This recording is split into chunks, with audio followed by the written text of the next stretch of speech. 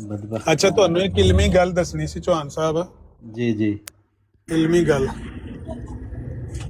ਔਰ ਉਹ ਗੱਲ ਇਹ ਵੇ ਕਿ ਮਿਰਜ਼ਾ ਸਾਹਿਬ ਦੇ ਦਾਦਾ ਜੀ ਦਾ ਨਾਂ ਕੀ ਸੀ? ਅਤਾ ਮੁਹੰਮਦ। अता मोहम्मद। ਉਹਨਾਂ ਦੇ 3 ਮੁੰਡੇ ਸਨ।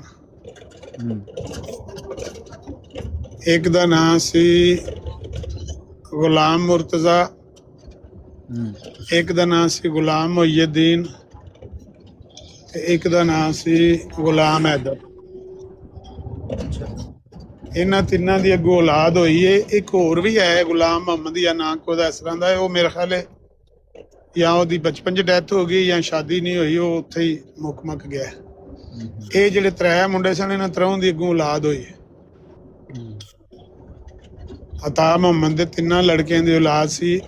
ਇੱਕ ਲੜਕੇ ਦਾ ਨਾਂ ਗੁਲਾਮ ਮੁਰਤਜ਼ਾ ਜਿਹੜੇ ਮਿਰਜ਼ਾ ਸਾਹਿਬ ਦੇ ਵਾਲਿਦ, ਇੱਕ ਇਹਨਾਂ ਦਾ ਚਾਚਾ ਗੁਲਾਮ ਮੁਹੱਈਦੀਨ, ਇੱਕ ਇਹਨਾਂ ਦਾ ਹੋਰ ਚਾਚਾ ਗੁਲਾਮ ਹੈ। ਜਿਹੜਾ ਮਿਰਜ਼ਾ ਸਾਹਿਬ ਦਾ ਵਾਲਿਦ ਸੀ ਉਹਦਾ ਨਾਮ ਤੇ ਗੁਲਾਮ ਮੁਰਤਜ਼ਾ ਬੇਗ ਹੋ ਗਿਆ ਨਾ। ਉਹਦੇ 2 ਮੁੰਡੇ ਸਨ, ਗੁਲਾਮ ਕਾਦਰ ਤੇ ਗੁਲਾਮ ਅਹਿਮਦ। ਗੁਲਾਮ ਕਾਦਰ ਦੀ ਔਲਾਦ ਕੋਈ ਨਹੀਂ ਸੀ, ਉਹਨੇ ਸੁਲਤਾਨ ਨੂੰ ਲੈ ਕੇ ਪਾਲਿਆ ਸੀ, ਤੁਹਾਨੂੰ ਪਤਾ ਹੀ ਹੈ। ਹਾਂਜੀ ਇਹ ਬਾਪ ਜਿਹੜਾ ਸੀ ਗੁਲਾਮ ਮੁਰਤਜ਼ਾ, ਇਹਦੀ ਤੇ ਔਲਾਦ ਹੋ ਗਈ ਪੂਰੀ ਦਹੁ ਚ। ਮਿਰਜ਼ਾ ਸਾਹਿਬ ਤੇ ਇਹਨਾਂ ਦਾ ਭਰਾ ਗੁਲਾਮ ਕਾਦਰ ਬੇ ਔਲਾਦ ਤੇ ਮਿਰਜ਼ਾ ਸਾਹਿਬ ਆ ਔਲਾਦ। ਇਹਨਾਂ ਦੇ ਜਿਹੜੇ ਦੂਜੇ 2 ਚਾਚੇ ਨੇ ਗੁਲਾਮ ਮੁਹੱਈਦੀਨ, ਉਹਦੇ 3 ਮੁੰਡੇ ਨੇ ਨਿਜ਼ਾਮਦੀਨ, ਇਮਾਮਦੀਨ ਤੇ ਕਮਾਲਦੀਨ। ਹਾਂ। ਉਹ ਇਮਾਮਦੀਨ ਵੀ ਬੇ ਔਲਾਦ ਤੇ ਨਿਜ਼ਾਮਦੀਨ ਵੀ ਬੇ ਔਲਾਦ ਤੇ ਕਮਾਲਦੀਨ ਨੇ ਆਪਣਾ ਆਲਾ ਤਨਸਲ ਹੀ ਵਡਵਾ ਛੜਿਆ ਸੀ। नहीं इमामदीन दी वो बेटी नहीं थी। ਨਹੀਂ ਮੈਂ ਮੁੰਡਿਆਂ ਦੀ ਗੱਲ ਪਾ ਕਰਨਾ, ਬੇਟੀਆਂ ਤੇ ਹੋਣਗੀਆਂ। ਨਿਜ਼ਾਮਦੀਨ ਦੀ ਵੀ मुंडे नहीं सी कोई। ਮੁੰਡਾ ਨਾ ਇਮਾਮਦੀਨ ਦਾ, ਨਾ ਨਿਜ਼ਾਮਦੀਨ ਦਾ ਤੇ ਨਾ ਕਮਾਲਦੀਨ ਦਾ। ਕਮਾਲਦੀਨ ਉਂਝ ਹੀ ਫਾਰਗ ਸੀ, ਆਪਣੇ ਆਪ ਨੂੰ ਉਹਨੇ ਜ਼ਖਮੀ ਕਰ ਲਿਆ ਸੀ,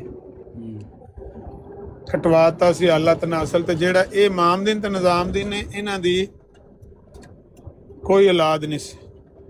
55 ਸਾਲ, ਹਾਂਜੀ 55 ਸਾਲ ਇਹਨਾਂ ਦੀ ਹੋ ਗਈ ਸੀ ਉਮਰ। 1886 ਤੇ ਕੋਈ ਮੁੰਡਾ ਨਹੀਂ ਸੀ ਇਹਨਾਂ ਦੇ ਘਰ।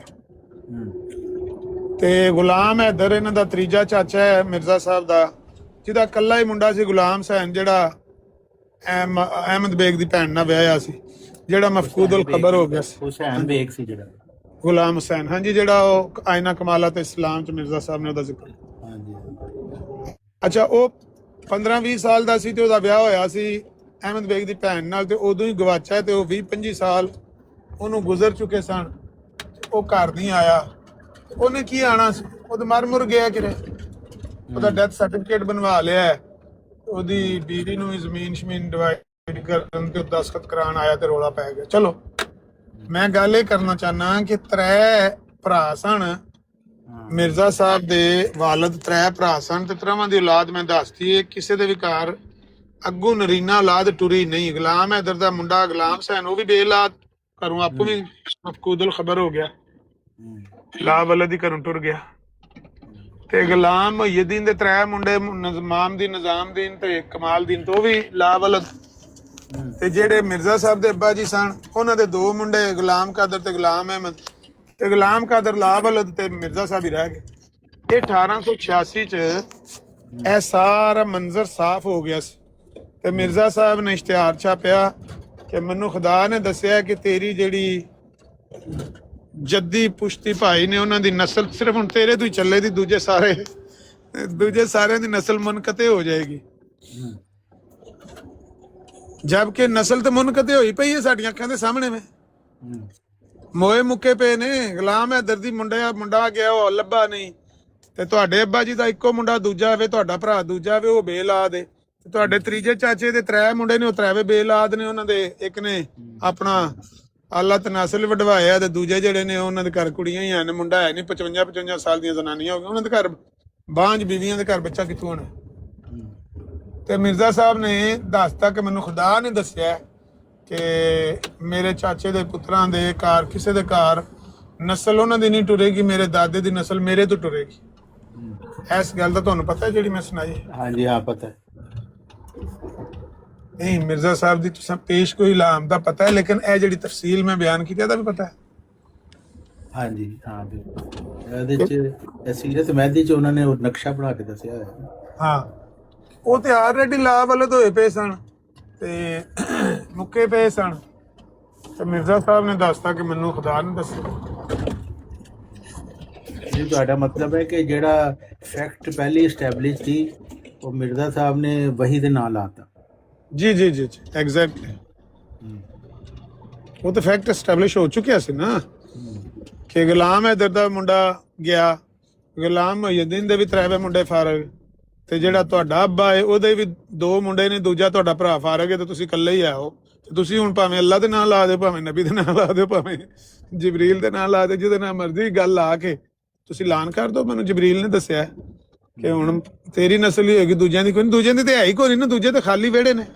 ਵਿਹੜੇ ਵਿਹੜਾ ਮੁੰਦਾ ਵੱਜਿਆ ਪਿਆ ਗੁਲਾਮ ਹੈਦਰ ਦਾ ਵੀ, ਗੁਲਾਮ ਮੁਹੱਈਦੀਨ ਦਾ ਵੀ, ਤੇ ਗੁਲਾਮ ਕਾਦਰ ਜਿਹੜਾ ਤੁਹਾਡਾ ਭਰਾ ਹੈ ਉਹਦਾ ਵਿਹੜਾ ਮੁੰਦਾ ਵੱਜਿਆ ਪਿਆ। ਬਿਲਕੁਲ। ਮਿਰਜ਼ਾ ਸਾਹਿਬ ਨੇ ਨਜ਼ਬੁਲ ਹੁਦਾ ਚ ਲਿਖਿਆ ਸੀ ਕਿ ਅੱਲਾਹ ਤਾਲਾ ਨੇ ਕਿਹਾ ਕਿ ਤੇਰੇ ਨਾਲ ਝਗੜਨ ਵਾਲੇ ਤੇਰਾ ਪਿਓ ਤੇ ਭਰਾ, ਤੇ ਇਹਨਾਂ ਨੂੰ ਅੱਲਾਹ ਤਾਲਾ ਜਲਦੀ ਚੁੱਕ ਲੇਗਾ ਕਿ ਤੇਰੇ ਨਾਲ ਝਗੜਨ ਵਾਲੇ ਜ਼ਿੰਦਾ ਨਾ ਰਹਿਣ। ਵਾਹ ਜੀ ਵਾਹ। ਪਿਓ ਕੀ ਝਗੜਾ ਕਰਦਾ ਸੀ? ਪਿਓ ਝਗੜਦਾ ਰਹਿੰਦਾ ਸੀ ਨਾ ਕਿ ਵੀ ਜਾ ਮੁਕੱਦਮੇ ਲੜ ਜਾ ਕੇ, ਤੇ ਤੂੰ ਕੀ ਮਸੀਤੇ ਵੜਿਆ ਰਹਿਣਾ ਹਰ ਵੇਲੇ, ਤੇ ਜਿਹੜੇ ਕੰਮ ਕਰ ਇਹ ਕਿ ਤੂੰ ਕੀ ਚੱਕਰਾਂ 'ਚ ਪਿਆ ਹੈ। ਹਾਂ, ਅੱਲਾ ਨੇ ਚੁੱਕ ਲਿਆ। ਹਾਂ, ਅੱਲਾ ਨੇ ਚੁੱਕ ਲਿਆ ਤੇ ਪਿਓ ਨੂੰ ਵੀ ਚੁੱਕ ਲਿਆ ਅੱਲਾ। ਤੇ ਫਿਰ ਮਿਰਜ਼ਾ ਸਾਹਿਬ ਕਹਿੰਦੇ ਨੇ ਕਿ ਅੱਲਾ ਨੇ ਫਿਰ ਮੈਨੂੰ ਇਹ ਵੀ ਖਬਰ ਦਿੱਤੀ ਕਿ ਮੇਰਾ ਕੁੰਬਾ ਫਿਰ ਦੁਬਾਰਾ ਖਬਾਸਤ 'ਚ ਵੱਲ ਲੌਟ ਜਾਏਗਾ, ਯਾਨੀ ਪਹਿਲੇ ਵੀ ਖਬੀਸ ਸੀ, ਇਹ ਫਿਰ ਦੁਬਾਰਾ ਖਬੀਸ ਹੋ ਜਾਣਗੇ। ਕਿਉਂਕਿ ਮਿਰਜ਼ਾ ਸਾਹਿਬ ਆਪ ਲਿਖਦੇ ਨੇ ਕਿ ਉਹਨਾਂ ਦੇ ਪਿਓ ਨੇ ਕਦੀ ਨਮਾਜ਼ ਨਹੀਂ ਪੜ੍ਹੀ।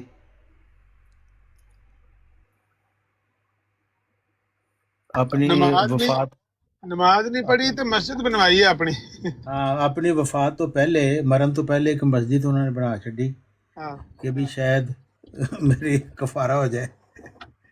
नमाज नहीं पढ़ते पर मस्जिद बनवाते हैं। मस्जिद तो बना दी शब भर में, मस्जिद तो बना दी शब भर में। ईमान की हरारत वालों ने मन अपना पुराना पापी था, बरसों में नमाजी बन न सका। वही गल हुई।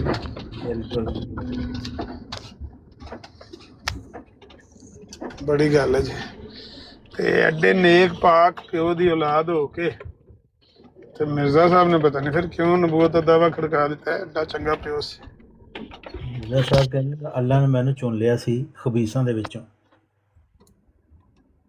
ਵਾਹ ਜੀ ਵਾਹ। ਇਹ ਵੀ ਇੱਕ ਗੱਲ ਜਿਹੜੀ ਦੱਸੀ ਜੇ ਨਾ, ਇਹ ਵੀ ਗੱਲ ਨਬੀ ਪਾਕ ਦਾ ਜ਼ਿਲ ਤੇ ਬਰੂਜ਼ ਨਹੀਂ ਕਹਿ ਸਕਦਾ। ਇੱਕ ਸਾਹਬੀ ਨੇ ਕਿਹਾ ਕਿ ਨਬੀ ਅਲੈਹਿਸ ਸਲਾਮ ਇੰਜ ਨੇ ਜਿਵੇਂ ਰੂੜੀ ਦੇ ਉੱਤੇ ਖਜੂਰ ਦਾ ਬੂਟਾ ਉੱਗ ਪੈਂਦਾ ਹੈ। भाई बाकी तो सारे रिश्तेदार इंजे ही ने ना, अल्लाह तवक्कल ट्रैवल सर्विस, चाचे ताए। नबी अलैहिस्सलाम दा चेहरा गुस्से नाल सुर्ख हो गया कि मेरे खानदान दे बारे गल कर रहे हैं तो। हालांकि बजाहिर इहदे च नबी पाक दी बहुत ज्यादा तारीफ की गई है कि रूड़ी दे उत्ते खजूर दा बूटा जिस तरह हो गया हुंदा है ना खूबसूरत, इस तरह उन्हें कहा कि नबी पाक तो ना सारे जो वक्खो वक्ख ने, चाचियां ताया जून अबू लाहब होरी अबू जहल होरी की सन, कुछ भी नहीं। हत्ता कि अबू तालिब भी नहीं कबूल किया इस्लाम। नबी पाक दा चेहरा गुस्से नाल सुर्ख हो गया कि मेरे कबीले दे बारे, मेरे खानदान दे बारे तू किस तरह दी गल कीती। ਇਹੋ ਜੀ ਤਾਰੀਫ ਮੈਨੂੰ ਨਹੀਂ ਚਾਹੀਦੀ ਜਿਹੜੀ ਤੂੰ ਮੇਰੀ ਕਰਨ ਲੱਗੇ। ਲੇਕਿਨ ਮਿਰਜ਼ਾ ਸਾਹਿਬ ਖੁਦ ਵੀ ਕਹਿੰਦੇ ਨੇ ਕਿ ਮੈਂ ਖਬੀਸਾਂ ਦੇ ਵਿੱਚੋਂ ਮੈਨੂੰ ਅੱਲਾਹ ਸਾਰਿਆਂ ਨੂੰ ਖਬੀਸ ਕਰਦਾ। ਹਾਂ ਬਿਲਕੁਲ। ਦੂਸਰੇ ਕਿ ਉਹ ਹਸਾਨ ਬਿਨ ਸਾਬਿਤ ਜਿਹੜੇ ਸੀ ਸ਼ੇਰ ਵੀ ਲਿਖਦੇ ਸੀ, ਉਹ ਉਹਨਾਂ ਦੇ ਮੁਤਲਕ ਇੱਕ ਦਫਾ ਹਜ਼ਰਤ ਮੁਹੰਮਦ ਸੱਲੱਲਾਹੁ ਅਲੈहि ਵਸੱਲਮ ਨੇ ਕਿਹਾ ਕਿ ਇਹ ਬੜੇ ਗੰਦ ਬਕਤੇ ਨੇ ਕਾਫਰ, ਤੇ ਤੂੰ ਵੀ ਕੁਛ ਐਸੇ ਸ਼ੇਰ ਲਿਖ। ਤੇ ਉਹਨਾਂ ਨੇ ਕਿਹਾ ਕਿ ਫਿਰ ਜਦੋਂ ਮੈਂ ਸ਼ੇਰ ਲਿਖਾਂਗਾ ਤੇ ਤੁਹਾਡੇ ਜਿਹੜੇ ਬਜ਼ੁਰਗ ਨੇ ਉਹਨਾਂ ਦੀ ਹਿਜਬ ਵੀ ਆਏਗੀ। ਫਿਰ ਹਜ਼ਰਤ ਮੁਹੰਮਦ ਸੱਲੱਲਾਹੁ ਅਲੈहि ਵਸੱਲਮ ਨੇ ਫਰਮਾਇਆ ਕਿ ਨਹੀਂ ਤੂੰ ਫਿਰ ਰਹਿਣ ਹੀ ਦੇ। ਆਨੇ ਹਜ਼ਰਤ ਮੁਹੰਮਦ ਸੱਲੱਲਾਹੁ ਅਲੈहि ਵਸੱਲਮ ਨੇ ਫਰਮਾਇਆ ਕਿ ਖਲੋ ਜਾ, ਅब्बास ਨੂੰ ਆ ਲੈਣ ਦੇ, ਮੇਰੇ ਚਾਚੇ ਨੂੰ ਮੇਰੇ ਜਿਹੜਾ ਨਾ ਕਬੀਲੇ ਦਾ ਸ਼ਜਰੇ ਦਾ ਮੇਰੇ ਨਾਲ ਜ਼ਿਆਦਾ ਪਤਾ ਹੈ, ਤੇ ਉਹਨੂੰ ਆ ਲੈਣ ਦੇ ਤੇ ਉਹ ਤੈਨੂੰ ਦੱਸੇਗਾ ਮੇਰਾ ਸ਼ਜਰਾ, ਤੇ ਤੂੰ ਫਿਰ ਗੱਲ ਕਰ, ਫਿਰ ਹਿਜਬ ਬਿਆਨ ਕਰੀ ਤਾਂ ਕਿ ਮੇਰਾ ਜਿਹੜਾ ਕਬੀਲਾ ਹੈ ਉਹਨੂੰ ਉਹਨਾਂ ਵਿੱਚ ਰਗੜ ਦੇਈ। ਤੇ ਹਜ਼ਰਤ ਹਸਨ ਬਿਨ ਸਾਬਤ ਨੇ ਆਖਿਆ ਯਾ ਰਸੂਲullah ਮੈਂ ਤੁਹਾਡੇ ਕਬੀਲੇ ਨੂੰ ਤੁਹਾਡੇ ਖਾਨਦਾਨ ਨੂੰ ਮੈਂ ਇਸ ਤਰ੍ਹਾਂ ਲਹਿਦਾ ਕਰ ਦਿਆਂਗਾ ਜਿਸ ਤਰ੍ਹਾਂ ਮੱਖਣ ਚੋਂ ਵਾਲ ਕੱਢ ਲਈਦਾ, ਤੇ ਇਹਨਾਂ ਨੂੰ ਤੇ ਮੈਂ ਇਸ ਤਰ੍ਹਾਂ ਫਾੜ ਕੇ ਰੱਖ ਦਿਆਂਗਾ ਜਿਸ ਤਰ੍ਹਾਂ ਚਮੜਾ ਫਾੜੀਦਾ। ਬਿਲਕੁਲ ਉਹਨਾਂ ਕੀਤੀ, ਬਾਅਦ ਚ ਹਜੋ ਬਿਆਨ ਕੀਤੀ ਹੈ ਉਹਨਾਂ ਨੇ। ਹਜ਼ਰਤ ਬਾਸ ਨੇ ਆ ਕੇ ਇਹਨਾਂ ਦਾ ਸ਼ਜਰਾ ਦੱਸਿਆ ਬਨੂ ਹਾਸ਼ਿਮ ਦਾ ਲਹਿਦਾ ਕਰਕੇ ਭਈ ਇਹਨਾਂ ਦਾ ਚਾਚਾ ਸੀ, ਇਹ ਬਾਪ ਸੀ, ਇਹ ਦਾਦਾ ਸੀ। ਇਹ ਗੱਲ ਠੀਕ ਹਦੀਸ ਚ ਆਉਂਦੀ ਮੌਜੂਦ ਪੜਿਆ जी जी।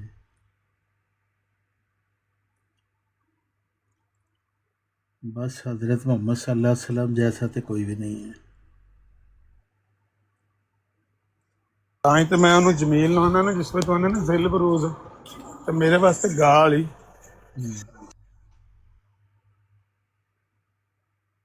ਬਿਲਕੁਲ। ਲੇਕਿਨ ਸਾਰਾ ਦਿਨ, ਸਾਰੀ ਦਿਹਾੜੀ, ਸਾਰੀ ਰਾਤ ਇਹ ਪਤਾ ਨਹੀਂ ਕਿਉਂ ਸ਼ੌਕ ਨਾਲ ਮਿਰਜ਼ਾ ਸਾਹਿਬ ਨੂੰ ਗਾਲਾਂ ਕਢਵਾਉਂਦੇ ਨੇ ਉੱਥੇ। ਇਹ ਨਾ ਆਦੀ ਹੋ ਗਏ ਨੇ ਇਹਨਾਂ ਨੂੰ ਉਹ ਰਚ ਬਸ ਗਿਆ ਨੇ ਤੇ ਖੂਨ ਦੇ ਵਿੱਚ, ਬਾਰ-ਬਾਰ ਇੱਕੋ ਗੱਲ ਸੁਣ ਕੇ ਹੁਣ ਫਰਕ ਨਹੀਂ ਪੈਂਦਾ।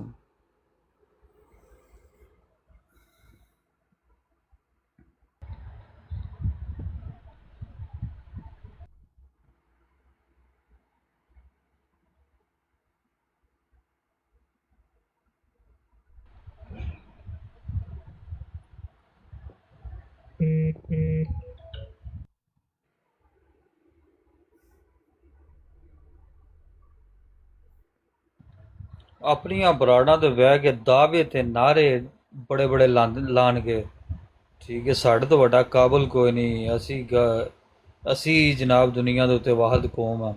ਤੇ ਹਾਲਤ ਇਹਨਾਂ ਦੀ ਵੇਖ ਲਓ ਕਿ ਕੋਈ ਕਮੈਂਟ ਇਹਨਾਂ ਦਾ ਅੱਛਾ ਨਹੀਂ ਹੁੰਦਾ, ਗੱਲ ਕਰਨ ਦਾ ਤਰੀਕਾ ਕੋਈ ਨਹੀਂ, ਠੀਕ ਹੈ। ਆਪ ਓਪਲ ਸਾਹਿਬ ਨੇ ਪਹਿਲੇ ਗੱਲ ਸ਼ੁਰੂ ਕੀਤੀ ਹੈ, ਠੀਕ ਹੈ, ਤੇ ਜਦੋਂ ਉਹਨਾਂ ਨੂੰ ਆਖਿਆ ਗਿਆ ਤੇ ਉਦੋਂ ਕਹਿਣਾ ਵੀ ਨਹੀਂ ਦੇਖੋ ਰਾਣਾ ਸਾਹਿਬ ਇੰਝ ਹੋ ਗਿਆ, ਠੀਕ ਹੈ। ਤੇ ਕਮ ਸੇ ਕਮ ਤੁਸੀਂ ਪਹਿਲੇ ਇਖਲਾਕ ਦੇ ਨਾਲ ਜਦੋਂ ਤੁਸੀਂ ਸ਼ੁਰੂ ਕਰਦੇ ਹੋ ਤੇ ਫਿਰ ਇਖਲਾਕ ਦੇ ਨਾਲ ਐਂਡ ਤੇ ਕਰ ਰਵੋ ਨਾ।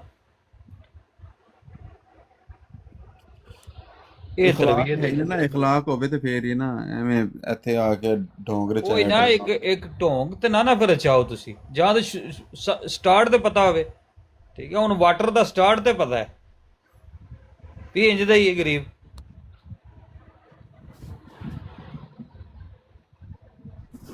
ਇਹ ਸਾਰੇ ਇੰਜ ਦੇ ਹੀ ਨੇ। ਅੱਛਾ ਕੀ ਗੱਲ ਕਰ ਰਹੇ ਸੀ? ਮੈਂ ਥੋੜਾ ਬਿਜ਼ੀ ਹੋ ਗਿਆ ਸੀ।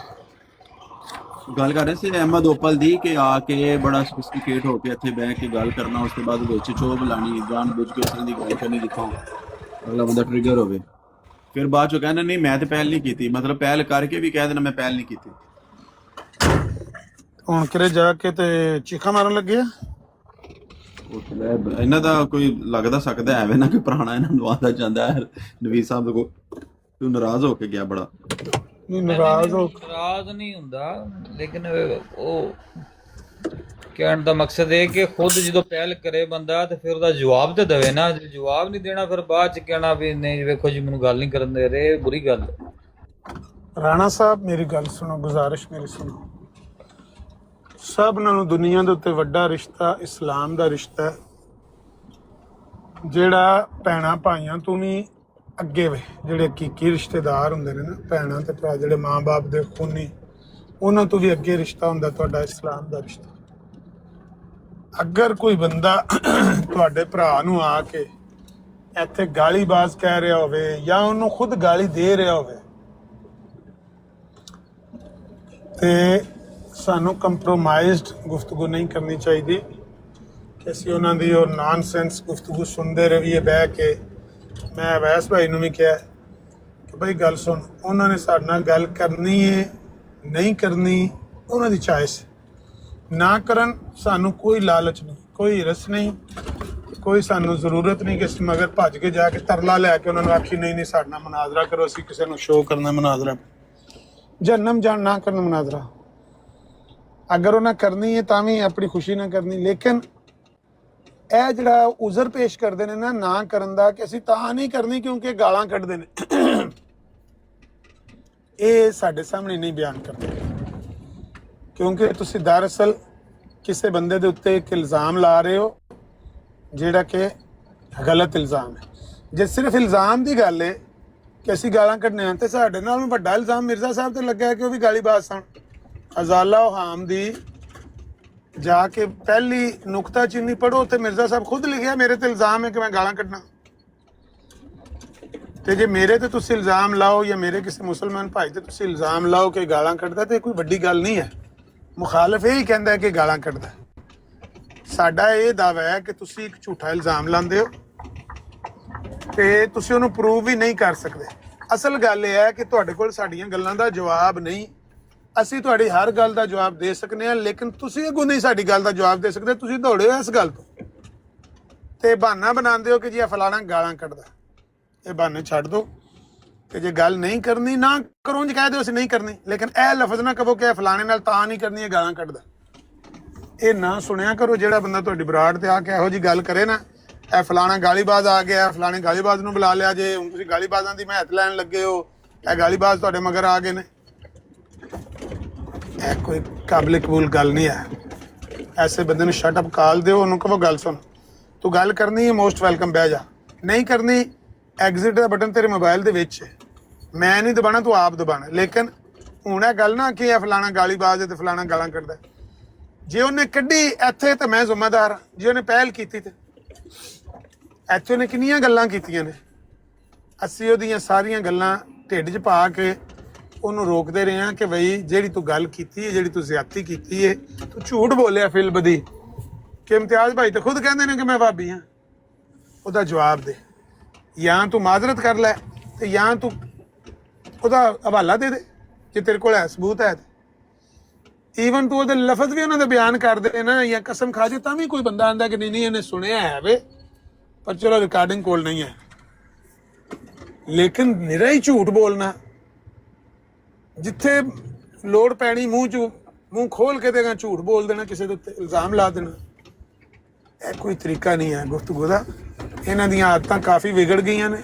ਅਸੀਂ ਖੁਦ ਵੀ ਇਹਦੇ ਵਿੱਚ ਜ਼ਿੰਮੇਦਾਰ ਹਾਂ, ਇਹਨਾਂ ਦੀਆਂ ਆਦਤਾਂ ਵਿਗਾੜਨ ਵਿੱਚ ਮੈਂ ਖੁਦ ਵੀ ਜ਼ਿੰਮੇਦਾਰ ਹਾਂ। ਮੈਂ ਸਭ ਤੋਂ ਪਹਿਲੇ ਆਪਣੇ ਆਪ ਨੂੰ ਇਹਦੇ 'ਚ ਗੁਨਾਹਗਾਰ ਮੁਤਸੱਵਰ ਕਰਨਾ ਕਿ ਮੈਂ ਵੀ ਰਿਲੈਕਟੈਂਸੀ ਸ਼ੋਅ ਕੀਤੀ ਹੈ, ਜਿਹਦੀ ਵਜ੍ਹਾ ਤੋਂ ਇਹਨਾਂ ਦੀਆਂ ਆਦਤਾਂ ਵਿਗੜੀਆਂ ਨੇ। ਉਹ ਮੈਨੂੰ ਨਹੀਂ ਸੀ ਕਰਨੀ ਚਾਹੀਦੀ, ਬਟ WhatsApp ਦਾ ਮਾਹੌਲ ਹੋਰ ਸੀ ਤੇ ਉਸ ਮਾਹੌਲ ਦੇ ਤਹਿਤ ਅਸੀਂ ਆਏ ਸੀ ਟਿਕਟਾਕ ਦੇ ਉੱਤੇ ਤੇ ਅਸੀਂ ਥੋੜੇ ਰਿਲੈਕਟੈਂਟ ਰਹੇ ਹਾਂ ਪਹਿਲੇ ਸਾਲ ਤੇ ਨਰਮੀ ਕਰਦੇ ਰਹੇ ਹਾਂ ਕਿ ਚਲੋ ਕੋਈ ਨਹੀਂ, ਗੱਲ ਸਾਡੇ ਸਾਹਮਣੇ ਉਹ ਲਗਵ ਗੱਲ ਵੀ ਕਰ ਜਾਂਦੇ ਨੇ, ਸਾਡੇ ਭਰਾ ਨੂੰ ਬੁਰਾ ਕਹਿ ਜਾਂਦੇ ਨੇ, ਸਾਡੀ ਕੌਮ ਨੂੰ ਬੁਰਾ ਕਹਿ ਜਾਂਦੇ ਨੇ। ਅਸੀਂ ਜ਼ਬਰ ਕਰਦੇ ਰਹੇ ਹਾਂ ਆਪਣੇ ਆਪ ਤੇ ਕਿ ਚਲੋ ਕੋਈ ਨਹੀਂ, ਗੱਲ ਹੋ ਜਾਏਗੀ, ਗੱਲ ਕਰ ਲਾਂਗੇ ਤੇ ਵੱਡਾ ਫਾਇਦਾ ਹੈ ਤੇ ਛੋਟੇ ਫਾਇਦੇ ਨੂੰ ਛੱਡੋ। ਬਟ ਹੁਣ 3-4 ਸਾਲ ਹੋ ਗਏ ਨੇ ਟਿਕਟਾਕ ਦੇ ਉੱਤੇ, ਹੁਣ ਬਿਲਕੁਲ ਸੂਈ ਦੀ ਨੱਕਿਆਰ ਸਿੱਧੀ ਇਹਨਾਂ ਨੇ ਗੱਲ ਕਰਨੀ ਹੈ ਤੇ ਬਹੁਤ ਖੂਬ, ਨਹੀਂ ਕਰਨੀ ਤੇ ਗੈਟ ਲਾਸਟ। ਉਹਨਾਂ ਨੂੰ ਕਹੋ ਥੱਲੇ ਉਤਰੋ ਤੇ ਨਿਕਲ ਜਾਓ, ਧੋਤੀ ਚੁੱਕੋ ਮੋਢੇ ਤੇ ਰੱਖੋ ਤੇ ਦੁੜਕੀ ਲਾ ਦਿਓ। ਕੋਈ ਜ਼ਰੂਰਤ ਨਹੀਂ ਸਾਨੂੰ ਕਿ ਤੁਸੀਂ ਜ਼ਰੂਰ ਗੱਲ ਕਰੋ ਸਾਡੇ ਨਾਲ। ਉੱਥੇ ਆਉਂਦੇ ਹੋ ਨਾ ਸੈਣੀ ਸਾਹਿਬ ਦੀ ਬਰਾੜ ਤੇ ਲਾਲਾ ਕਰਾ ਕੇ ਮਗਰ ਤੁਹਾਡੇ ਬੰਦੇ ਤੁਹਾਡਾ ਥੜ ਮਾਤਮ ਪੇ ਕਰ ਦਿੰਦੇ ਨੇ, ਪਿੱਟਦੇ ਪਏ ਹੁੰਦੇ ਨੇ ਬੰਦੇ। ਓਏ ਕਿਉਂ ਮਸੀਹ ਮੌਦ ਨੂੰ ਗਾਲਾਂ ਪਵਾਉਣ ਲੱਗੇ ਹੋ, ਕੰਜਰੋ ਫਲਾਣਿਓ ਢਿੱਜੋ ਬਗੈਰ। ਉਹ ਪਿੱਟਦੇ ਨੇ ਇਹਨਾਂ ਦੀ ਜਾਨ ਨੂੰ ਕਿ ਕਿਉਂ ਗਾਲਾਂ ਪੇ ਪਵਾਉਂਦੇ ਹੋ। ਤੇ ਉਹਨਾਂ ਨੂੰ ਕਹੋ ਜੇ ਇੱਥੇ ਨਹੀਂ ਤਾਂ ਉੱਥੇ ਜਾ ਕੇ ਕਰ ਲਿਆ ਜੇ। ਸਾਡੇ ਸਾਹਮਣੇ ਤੁਸੀਂ ਸਾਡੇ ਕਿਸੇ ਭਰਾ ਨੂੰ ਅਗਰ ਉਹਦੇ ਨਾਲ ਬਦਤਮੀਜ਼ੀ ਕੀਤੀ, ਮਿਸਬਿਹੇਵ ਕੀਤਾ, ਉਹਦੇ ਤੇ ਕੋਈ ਇਲਜ਼ਾਮ ਝੂਠਾ ਲਾਇਆ, ਉਹਨੂੰ ਗਾਲੀਬਾਜ਼ ਵਗੈਰਾ ਕਰਾਰ ਦੇਵੋ, ਅਸਾਂ ਕੋਈ ਨਹੀਂ ਜੇ ਸੁਣਨਾ ਤੁਹਾਡੀ ਇਹ ਬਕਬਕ। ਤੁਸੀਂ ਗੱਲ ਕਰਨੀ ਹੈ ਤੇ ਕਰ ਲਓ, ਨਹੀਂ ਕਰਨੀ ਤੇ ਦੁੜਕੀ ਲਾ ਦਿਓ, ਕੋਈ ਨਹੀਂ ਮਸਲਾ ਹੈ। ਇਸ ਗੱਲ ਇਹਨਾਂ ਬੰਦਿਆਂ ਨੂੰ ਜ਼ਿਆਦਾ ਨਾ ਸਿਰ ਤੇ ਨਾ ਚੜੋ, ਚੁੱਕ ਕੇ ਬਾਹਰ ਮਾਰੋ ਜਿਹੜਾ ਬੰਦਾ।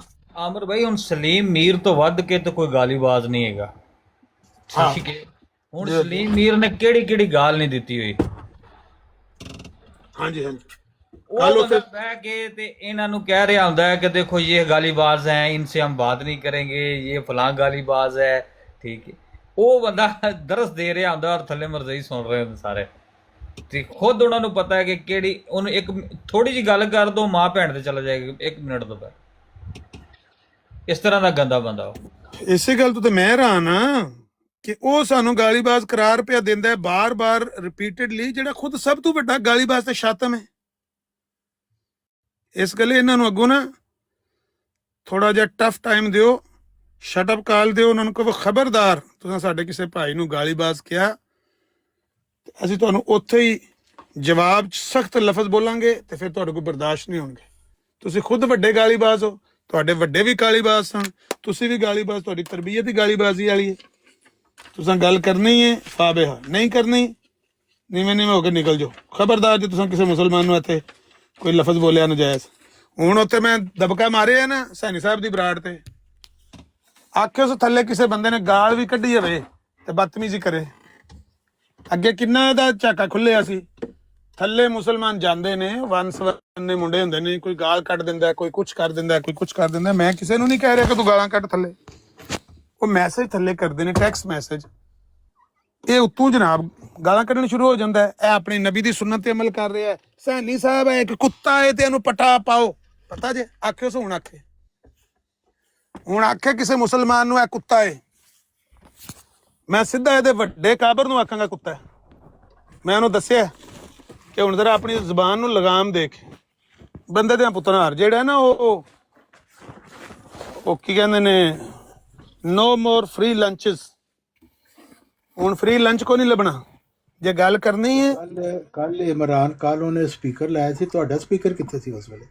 ਉਹ ਵਾਕਈ ਉਹ ਕਾਫੀ ਉਹਦੀ ਆਵਾਜ਼ ਜ਼ਿਆਦਾ ਸੀ, ਗੱਲ ਠੀਕ ਹੈ, ਉਹ ਤੁਹਾਡੀ ਆਵਾਜ਼ ਆ ਹੀ ਨਹੀਂ ਸੀ ਰਹੀ ਉਸ। ਹਾਂ ਲੇਕਿਨ ਉਹ ਫਿਰ ਮੈਂ ਮਿਰਜ਼ਾ ਸਾਹਿਬ ਦੀ ਫੋਟੋ ਥੱਲੇ ਰੱਖ ਕੇ ਤੇ ਬੂਟ ਰੱਖਿਆ ਸੀ, ਫਿਰ ਉਹਦੇ ਨਾਲ ਕਾਫੀ ਫਰਕ ਪੈ ਗਿਆ ਸੀ। ਅੱਛਾ, ਤਸਵੀਰ ਲਗਾਈ ਸੀ? ਆਹੋ, ਫਿਰ ਫੋਟੋ ਧਰੀ ਨਾ ਥੱਲੇ, ਉਹ ਮਾਈਕ ਮੇਰੇ ਕੋਲ ਨਹੀਂ ਸੀ ਹੈ ਤੇ ਫਿਰ ਫੋਟੋ ਥੱਲੇ ਧਰੀ ਤੇ ਫਿਰ ਮਿਰਜ਼ਾਈਆਂ ਨੇ ਅੱਗ ਚੀਕ ਝੜਾ ਪਾਇਆ, ਉਹ ਹੋਏ ਮਰ ਗਿਆ। ਤੁਸੀਂ ਐਮਰਜੈਂਸੀ ਬਟਨ ਵੀ ਰੱਖਿਆ ਹੈ ਨਾ, ਜਦੋਂ ਕੋਈ ਕਿਆ ਨਾ ਕੰਮ ਕਰੇ। ਜੀ ਹਾਂ ਜਿਸੇ ਮਾਈਕ ਕੋਲੇ ਨਾ ਆਵੇ ਫਿਰ ਇਹ ਕਰ ਲੋ ਕੰਮ। ਇਹਨਾਂ ਦਾ ਉਹ ਕਹਿੰਦੇ ਨਹੀਂ ਹਣ, ਮਰਾਸੀ ਨੇ ਆਖਿਆ ਵੀ ਮੇਰੇ ਕੋ 100 ਗੋਰੇ ਤੇ ਜੱਟ ਨੇ ਆਖਿਆ ਮੇਰੇ ਕੋ ਇੱਕੋ ਗੋਰੇ, ਤੂੰ ਪਿੰਡੋਂ ਨਿਕਲ ਜਾ, ਦਫਾ ਹੋ ਜਾ। ਤੁਹਾਡੇ ਕੋ ਜਿਹੜਾ ਗੋਰੇ ਨਾ ਉਹ ਇਹ ਜਿੰਨੇ ਮਰਜ਼ੀ 100 ਗੁਰ ਲਾਣ, ਅਸੀਂ ਇਨਸ਼ਾਅੱਲਾ ਹਰ ਗੁਰ ਦਾ ਇੱਕੋ ਗੁਰ ਲਾਣੇ ਆ, ਇਹਨਾਂ ਦੀ ਬੋਲਤੀ ਬੰਦ ਹੋ ਜਾਂਦੀ। ਉਹ ਕੋਈ ਇਤਨਾ ਉਹਨੇ ਕਿਹਾ ਕਰਾਟੇ, 1 ਸਾਲ ਬੰਦੇ ਨੇ ਕਰਾਟੇ ਸਿੱਖੇ ਨਾ, ਉਹ ਕਿਸੇ ਨਾਲ ਮੁਕਾਬਲਾ ਕਰਨ ਗਿਆ ਤੇ ਉਹਨੇ ਅੱਗੋਂ ਜਨਾਬ ਪਿਸਤੌਲ ਕੱਢਿਆ ਤੇ ਫਾਇਰ ਮਾਰ ਦਿੱਤਾ ਹੈ। ਉਹ ਸਾਲ ਜਿਹੜੇ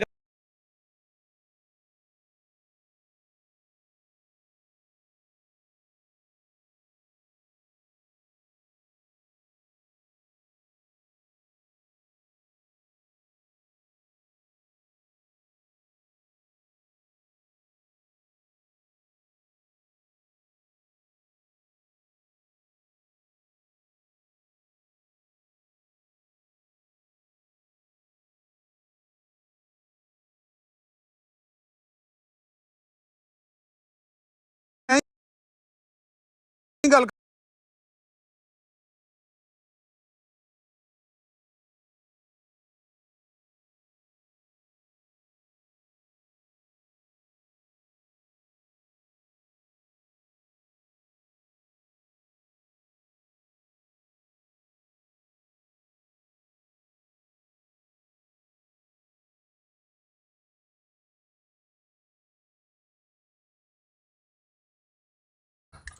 ਨਾ ਉਹਨਾਂ ਨੂੰ ਅਸੀਂ ਡਿਕਟੇਟ ਕਰ ਸਕਦੇ, ਅਸੀਂ ਖੁਦ ਆਪਣੀਆਂ ਰਾਹਾਂ ਤਲਾਸ਼ ਕਰਨੀਆਂ ਨੇ, ਅਸੀਂ ਖੁਦ ਉਹਦਾ ਹੱਲ ਕੱਢਣਾ ਹੈ। ਕਿ ਸੈਣੀ ਸਾਹਿਬ ਠੰਡੇ ਨੇ, ਗੁੱਸਾ ਨਹੀਂ ਕਰਦੇ, ਫੈਸਲਾ ਨਹੀਂ ਕਰਦੇ, ਕਿਸੇ ਨੂੰ ਸ਼ਟਅਪ ਕਾਲ ਨਹੀਂ ਦਿੰਦੇ, ਠੀਕ ਹੈ, ਕੋਈ ਗੱਲ ਨਹੀਂ, ਅਸੀਂ ਖੁਦ ਉਹਦਾ ਹੱਲ ਤਲਾਸ਼ ਕਰ ਲਾਂਗੇ ਇਨਸ਼ਾਅੱਲਾ। ਸੈਣੀ ਸਾਹਿਬ ਦੇ ਅਸੀਂ ਮੁਹਤਾਜ ਨਹੀਂ ਹਾਂ। ਮੈਂ ਕਹਿਣਾ ਜਿਸ ਤਰ੍ਹਾਂ ਮੈਂ ਗੱਲ ਕਰਨਾ, ਜੇ ਕਦੇ ਤੁਸੀਂ ਤੇ ਮਲਕ ਸਾਹਿਬ ਵੀ ਥੋੜਾ ਜਿਹਾ ਕੰਟਰੋਲ ਰੱਖ ਕੇ ਗੱਲ ਕਰੋ ਨਾ, ਜਿੰਨੀ ਉਹ ਗੱਲ ਕਰਨ ਉੱਥੋਂ ਤੱਕ ਜਾਓ, ਉਸ ਤੋਂ ਉੱਤੇ ਨਾ ਜਾਓ ਜਦ ਤੱਕ ਜ਼ਰੂਰਤ ਨਹੀਂ ਪੈਂਦੀ, ਤੇ ਤੁਹਾਨੂੰ ਕਦੇ ਵੀ ਨਾ ਉਹ ਲਾਣ। ਉਹ ਰਾਤੀ ਮੈਨੂੰ ਮਲਕ ਸਾਹਿਬ ਆਉਂਦੇ ਨੇ ਸਵੇਰੇ ਵੀ, ਮੈਂ ਤੇ ਰਾਤੀ ਸੈਣੀ ਸਾਹਿਬ ਨੂੰ ਬਲਾਕ ਮਾਰਤਾ। ਮੈਂ ਕਿਹਾ ਕਿਉਂ? ਆਏ ਉਹਨਾਂ ਰਾਤੀ ਮੈਨੂੰ ਕੱਢੀਆਂ ਗਾਲਾਂ, ਉਹਦੇ ਬਾਅਦ ਸੈਣੀ ਸਾਹਿਬ ਨੇ ਉਹਨਾਂ ਨੂੰ ਚੁੱਕ ਲਿਆ ਤੇ ਮੈਨੂੰ ਨਾ ਚੁੱਕਿਆ, ਤੇ ਮੈਨੂੰ ਗੁੱਸਾ ਲੱਗਾ, ਮੈਂ ਸੈਣੀ ਸਾਹਿਬ ਨੂੰ ਬਲਾਕ ਕਰਤਾ। ਮੈਂ ਕਿਹਾ ਵੀ ਇਹ ਤੇ ਕੋਈ ਗੱਲ ਨਹੀਂ ਹੈ, ਮੈਨੂੰ ਵੀ ਕਈ ਵਾਰੀ ਉਹ ਨਹੀਂ ਚੁੱਕਦੇ। 2 ਫਰੀਕ ਨੇ, ਉਹ ਜਿਹੜੇ 7-8 ਬੰਦੇ ਨੇ ਉਹ ਇੱਕ ਫਰੀਕ ਹੈ, ਤੁਸੀਂ ਇਕੱਲੇ ਹੋ ਦੂਜੇ ਪਾਸੇ। ਤੇ ਦੋਵਾਂ ਫਰੀਕਾਂ ਨੂੰ ਉਹਨਾਂ ਨੇ 3 ਵਾਰੀ ਚੁੱਕਿਆ, 3ਵੇਂ ਵਾਰੀ ਉੱਥੇ ਗਾਲਾਂ ਚੱਲੀਆਂ ਨੇ, ਤੇ ਸੈਣੀ ਸਾਹਿਬ ਨੇ 3ਵੇਂ ਵਾਰੀ ਥੱਲੇ ਲਾ ਕੇ ਆਖਿਆ ਵੀ ਬੰਦੇ ਤੁਸੀਂ ਠੀਕ ਹੋ, ਇਹ ਬਰਾੜ ਦੀਆਂ ਟੈਲਾਂ ਡਿੱਗੀਆਂ, ਆਂਗਣ ਟੇੜਾ ਤੇ ਬਾਕੀ ਤੁਸੀਂ ਡਾਂਸ ਸਹੀ ਕਰਦੇ ਹੋ, ਸਿਰਫ ਇਹ ਆਂਗਣ ਟੇੜਾ। ਉਹ ਇੱਕ ਮੁਹਾਵਰਾ ਨਹੀਂ, ਨਾਚ ਨਾ ਜਾਣੇ ਆਂਗਣ ਟੇੜਾ। ਬਿਲਕੁਲ। ਤੇ ਹੁਸੈਨੀ ਸਾਹਿਬ ਨੇ ਆਖਿਆ ਨਾਚ ਤੁਸੀਂ ਸਹੀ ਜਾਣਦੇ ਹੋ, ਇਸ ਬਰਾੜ ਦੇ ਵਿੱਚ ਕੋਈ ਮਸਲਾ ਹੈ। 3 ਵਾਰੀ ਉਹਨਾਂ ਇਹਨੂੰ ਥੱਲੇ ਸੱਟਿਆ। ਫਿਰ ਉਹਨਾਂ ਚੌਥੀ ਵਾਰੀ ਆਖਿਆ ਵੀ ਜਦੋਂ ਮੈਂ ਚੁੱਕਣਾ ਤਾਂ ਫਰੀਕਾਂ ਨੂੰ, ਇਹ ਲੜਨ ਸ਼ੁਰੂ ਹੋ ਜਾਂਦੇ ਨੇ, ਗਾਲਾਂ ਸ਼ੁਰੂ ਹੋ ਜਾਂਦੇ ਨੇ। ਮਲਕ ਸਾਹਿਬ ਵੀ ਜਜ਼ਬਾਤੀ ਜਲਦੀ ਹੋ ਜਾਂਦੇ ਨੇ। ਤੇ ਉਹਨਾਂ ਆਖਿਆ ਕਿ ਚਲੋ ਇੰਜ ਕਰ ਲੈਂਦੇ ਆ ਕਿ ਇੱਕ ਫਰੀਕ ਨੂੰ ਚੁੱਕ ਲੈਂਦੇ ਆ ਤੇ ਦੂਜੇ ਫਰੀਕ ਨੂੰ ਛੱਡ ਦਿੰਦੇ ਆ। ਉਹ ਇਹ 6-7 ਉੱਤੇ ਉਹਨਾਂ ਚੁੱਕ ਲਏ। ਇਹ ਗੱਲ ਠੀਕ ਹੈ ਕਿ ਮੈਂ ਵੀ ਅੱਖਾਂ ਦਾ ਹੁਸੈਨੀ ਸਾਹਿਬ ਨੂੰ ਮੈਂ ਅੱਗੇ ਵੀ ਇੱਕ ਵਾਰੀ ਆਖਿਆ ਕਿ ਜੇ ਤੁਸੀਂ ਇੱਕ ਫਰੀਕ ਨੂੰ ਚੁੱਕ ਲਓ ਨਾ ਤਾਂ ਅੱਛਾ ਹੈ ਕਿ ਤੁਸੀਂ ਰੋਕਦੇ ਹੋ ਕਿ ਬਈ ਹੁਣ 3 ਵਾਰੀ ਚੁੱਕਿਆ ਤੇ ਗਾਲੋਂ ਗਾਲ ਹੋ ਜਾਂਦੇ ਨੇ, ਤੇ ਚੌਥੀ ਵਾਰੀ ਤੁਸੀਂ ਇੱਕ ਫਰੀਕ ਨੂੰ ਚੁੱਕਿਆ ਨਾ, ਲੇਕਿਨ ਉਹਨੂੰ ਪਾਬੰਦ ਕਰੋ ਕਿ ਮੈਂ ਦੂਜੇ ਨੂੰ ਤਾਂ ਨਹੀਂ ਪਿਆ ਚੁੱਕਦਾ ਕਿ ਦੁਬਾਰਾ ਉਹੀ ਕੰਮ ਹੋਵੇਗਾ, ਤੇ ਜੇ ਤੂੰ ਉਹਦੇ ਬਾਰੇ ਜ਼ੁਬਾਨ ਖੋਲੀ ਮੈਂ ਫਿਰ ਉਹਨੂੰ ਚੁੱਕ ਲਾਂਗਾ। ਇਸ ਗੱਲੇ ਉਹਦੇ ਬਾਰੇ ਕਮ ਸੇ ਕਮ ਬੈਡ ਕਮੈਂਟਸ ਨਾ ਕਰੋ, ਹੈ ਤੁਸੀਂ ਹੋਰ ਕੋਈ ਗੱਲ ਕਰ ਲਓ ਤਾਂ ਕਿ ਤੁਹਾਡੀ ਲੜਾਈ ਨਾ ਹੋਵੇ। ਮੈਂ ਉਹ ਮਲਕ ਸਾਹਿਬ ਇਸ ਗੱਲ ਤੋਂ ਸੱਚੇ ਨਵਾਂਦੇ ਨੇ ਉੱਤੇ ਚੜ੍ਹ ਕੇ ਇਹ ਮੇਰੇ ਬਾਰੇ ਫਿਰ ਬਕਵਾਸ ਕਰਨ ਲੱਗੇ ਸਨ। ਮੈਨੂੰ ਹੁਸੈਨੀ ਸਾਹਿਬ ਚੁੱਕਦੇ ਨਹੀਂ ਸਨ ਤੇ ਮੈਨੂੰ ਫਿਰ ਗੁੱਸਾ ਲੱਗਿਆ। ਮੈਂ ਹੁਸੈਨੀ ਸਾਹਿਬ ਨੂੰ ਬੁਲਾ ਕਰ ਮੈਂ ਕਿਹਾ ਗੱਲ ਤੇ ਤੁਹਾਡੀ ਜੈਨੂਇਨ ਹੈ ਐਨੀ। ਮੈਂ ਅੱਜ ਉਹਨਾਂ ਨੂੰ ਸ਼ਾਮੀ ਆਖਾਂ ਦਾ ਵੀ ਹੁਸੈਨੀ ਸਾਹਿਬ ਜੇ ਦੂਜੇ ਫਰੀਕ ਨੂੰ ਤੁਸੀਂ ਨਹੀਂ ਚੁੱਕਣਾ ਤੇ ਅੱਛੀ ਗੱਲ ਹੈ, ਤੁਸੀਂ ਜੋ ਫੈਸਲਾ ਕਰਦੇ ਹੋ ਬਿਹਤਰ ਕਰਦੇ ਹੋ, ਲੇਕਿਨ ਜਿਹੜਾ ਇੱਕ ਚੁੱਕੇ ਹੈ ਉਹਨੂੰ ਤੇ ਇਹ ਸਮਝਾਓ ਨਾ ਵੀ ਤੂੰ ਹੁਣ ਆ ਗਿਆ ਉੱਤੇ ਤੇ ਤੂੰ ਉਹਦੇ ਬਾਰੇ ਨਾ ਕਮੈਂਟ ਕਰ, ਕਿਉਂਕਿ ਉਹਨੂੰ ਮੈਂ ਤਾਂ ਨਹੀਂ ਪਿਆ ਚੁੱਕਦਾ ਵੀ ਤੁਹਾਡੀ ਦੁਬਾਰਾ ਗਾਲਮ ਗਲੋਚ ਨਾ ਆਵੇ। ਉਹਨੂੰ ਤੇ ਰੋਕ ਛੜੋ ਨਾ। ਤੁਸੀਂ ਦੋਏ ਵੱਲ ਥੋੜਾ ਜਿਹਾ ਨਾ ਕੰਟਰੋਲ ਰੱਖ ਕੇ ਨਾ, ਕਿਉਂਕਿ ਉਹਨਾਂ ਦੇ ਬੰਦੇ ਖੁਦ ਹੁਣ ਅੰਦਰੋਂ ਪੇ, ਮੈਂ ਤੁਹਾਨੂੰ ਦੱਸਾਂ ਅੰਦਰੋਂ ਪੇ ਬੰਦੇ ਪੈਦਾ ਹੁੰਦੇ ਨੇ, ਖੜੇ ਪੇ ਹੁੰਦੇ ਨੇ, ਉਹਨਾਂ ਨੂੰ ਜੁੱਤੀਆਂ ਫੇਰਦੇ ਨੇ ਪਏ ਵੀ ਫਲਾਣੇ ਹੋ ਢੀਂਗਿਓ ਤੁਸੀਂ ਸਾਡੇ ਪੱਲੇ ਕੱਖ ਨਹੀਂ ਪੇ ਛੱਡਦੇ ਆ। ਉਹ ਮਲਕ ਸਾਹਿਬ ਕਿੱਡੇ ਖਲੀਫਾ ਦੀ ਪਹਿਲੇ ਕਰਦੇ ਹੁੰਦੇ ਸੀ ਹਿਫਾਜ਼ਤ, ਹੁਣ ਖੁਦ ਉਹਨੂੰ ਗਾਲਾਂ ਕੱਢ ਰਹੇ। ਜੀ ਮੈਂ ਤਾਂ ਹੀ ਨਾ ਵੀ ਵੇਖੋ ਇਹਨਾਂ ਬਦਲਤੇ ਹੋਏ ਹਾਲਾਤ ਨੂੰ ਦੇਖੋ। खोला जमीन देख, फलक देख, फिजा देख, मशरक से उभरते हुए सूरज को जरा देख। देखो जरा मशरक तो सूरज पे चढ़ता है ना, और किस तरह दा ये हालात बदलते हैं वेख के तो थोड़ा जा ना ठंडे रवैया करो, कंट्रोल रखा करो। जिन्नी वो गल करन उन्नी करो। इन्हां नूं ਇਹ ਜਿਹੜੇ ਲੌਂਡੇ ਆਉਂਦੇ ਨੇ ਨਾ ਇਹਨਾਂ ਦੇ ਉੱਤੇ, ਇਹਨਾਂ ਨੂੰ ਵਾਰਨਿੰਗ ਦਿਓ ਭਾਈ ਗੱਲ ਸੁਣ ਲੈ ਮੇਰੀ, ਮੈਂ ਤੇਰੇ ਨਾਲ ਪਹਿਲ ਬਰਖਰਦਾਰ ਨਹੀਂ ਪਿਆ ਕਰਦਾ। ਜੇ ਤੂੰ ਪਹਿਲ ਕੀਤੀ ਤੇ ਫਿਰ ਮੇਰੇ ਕੋਲੋਂ ਅੱਗੋਂ ਜਵਾਬ ਲੱਭੇਗਾ ਹੀ ਸਖਤ। ਤੇ ਫਿਰ ਇੱਥੇ ਰਿਕਾਰਡਿੰਗ ਕਰਨ ਵਾਲਾ ਕੋਈ ਬੰਦਾ ਹੈ ਨਾ ਆਖਿਓ ਕਿ ਬਈ ਤਾਰਕ ਚੌਹਾਨ ਨੇ ਗਾਲਾਂ ਕੱਢੀਆਂ ਨੇ ਜਾਂ ਮਲਕ ਨੇ ਗਾਲਾਂ ਕੱਢੀਆਂ ਨੇ।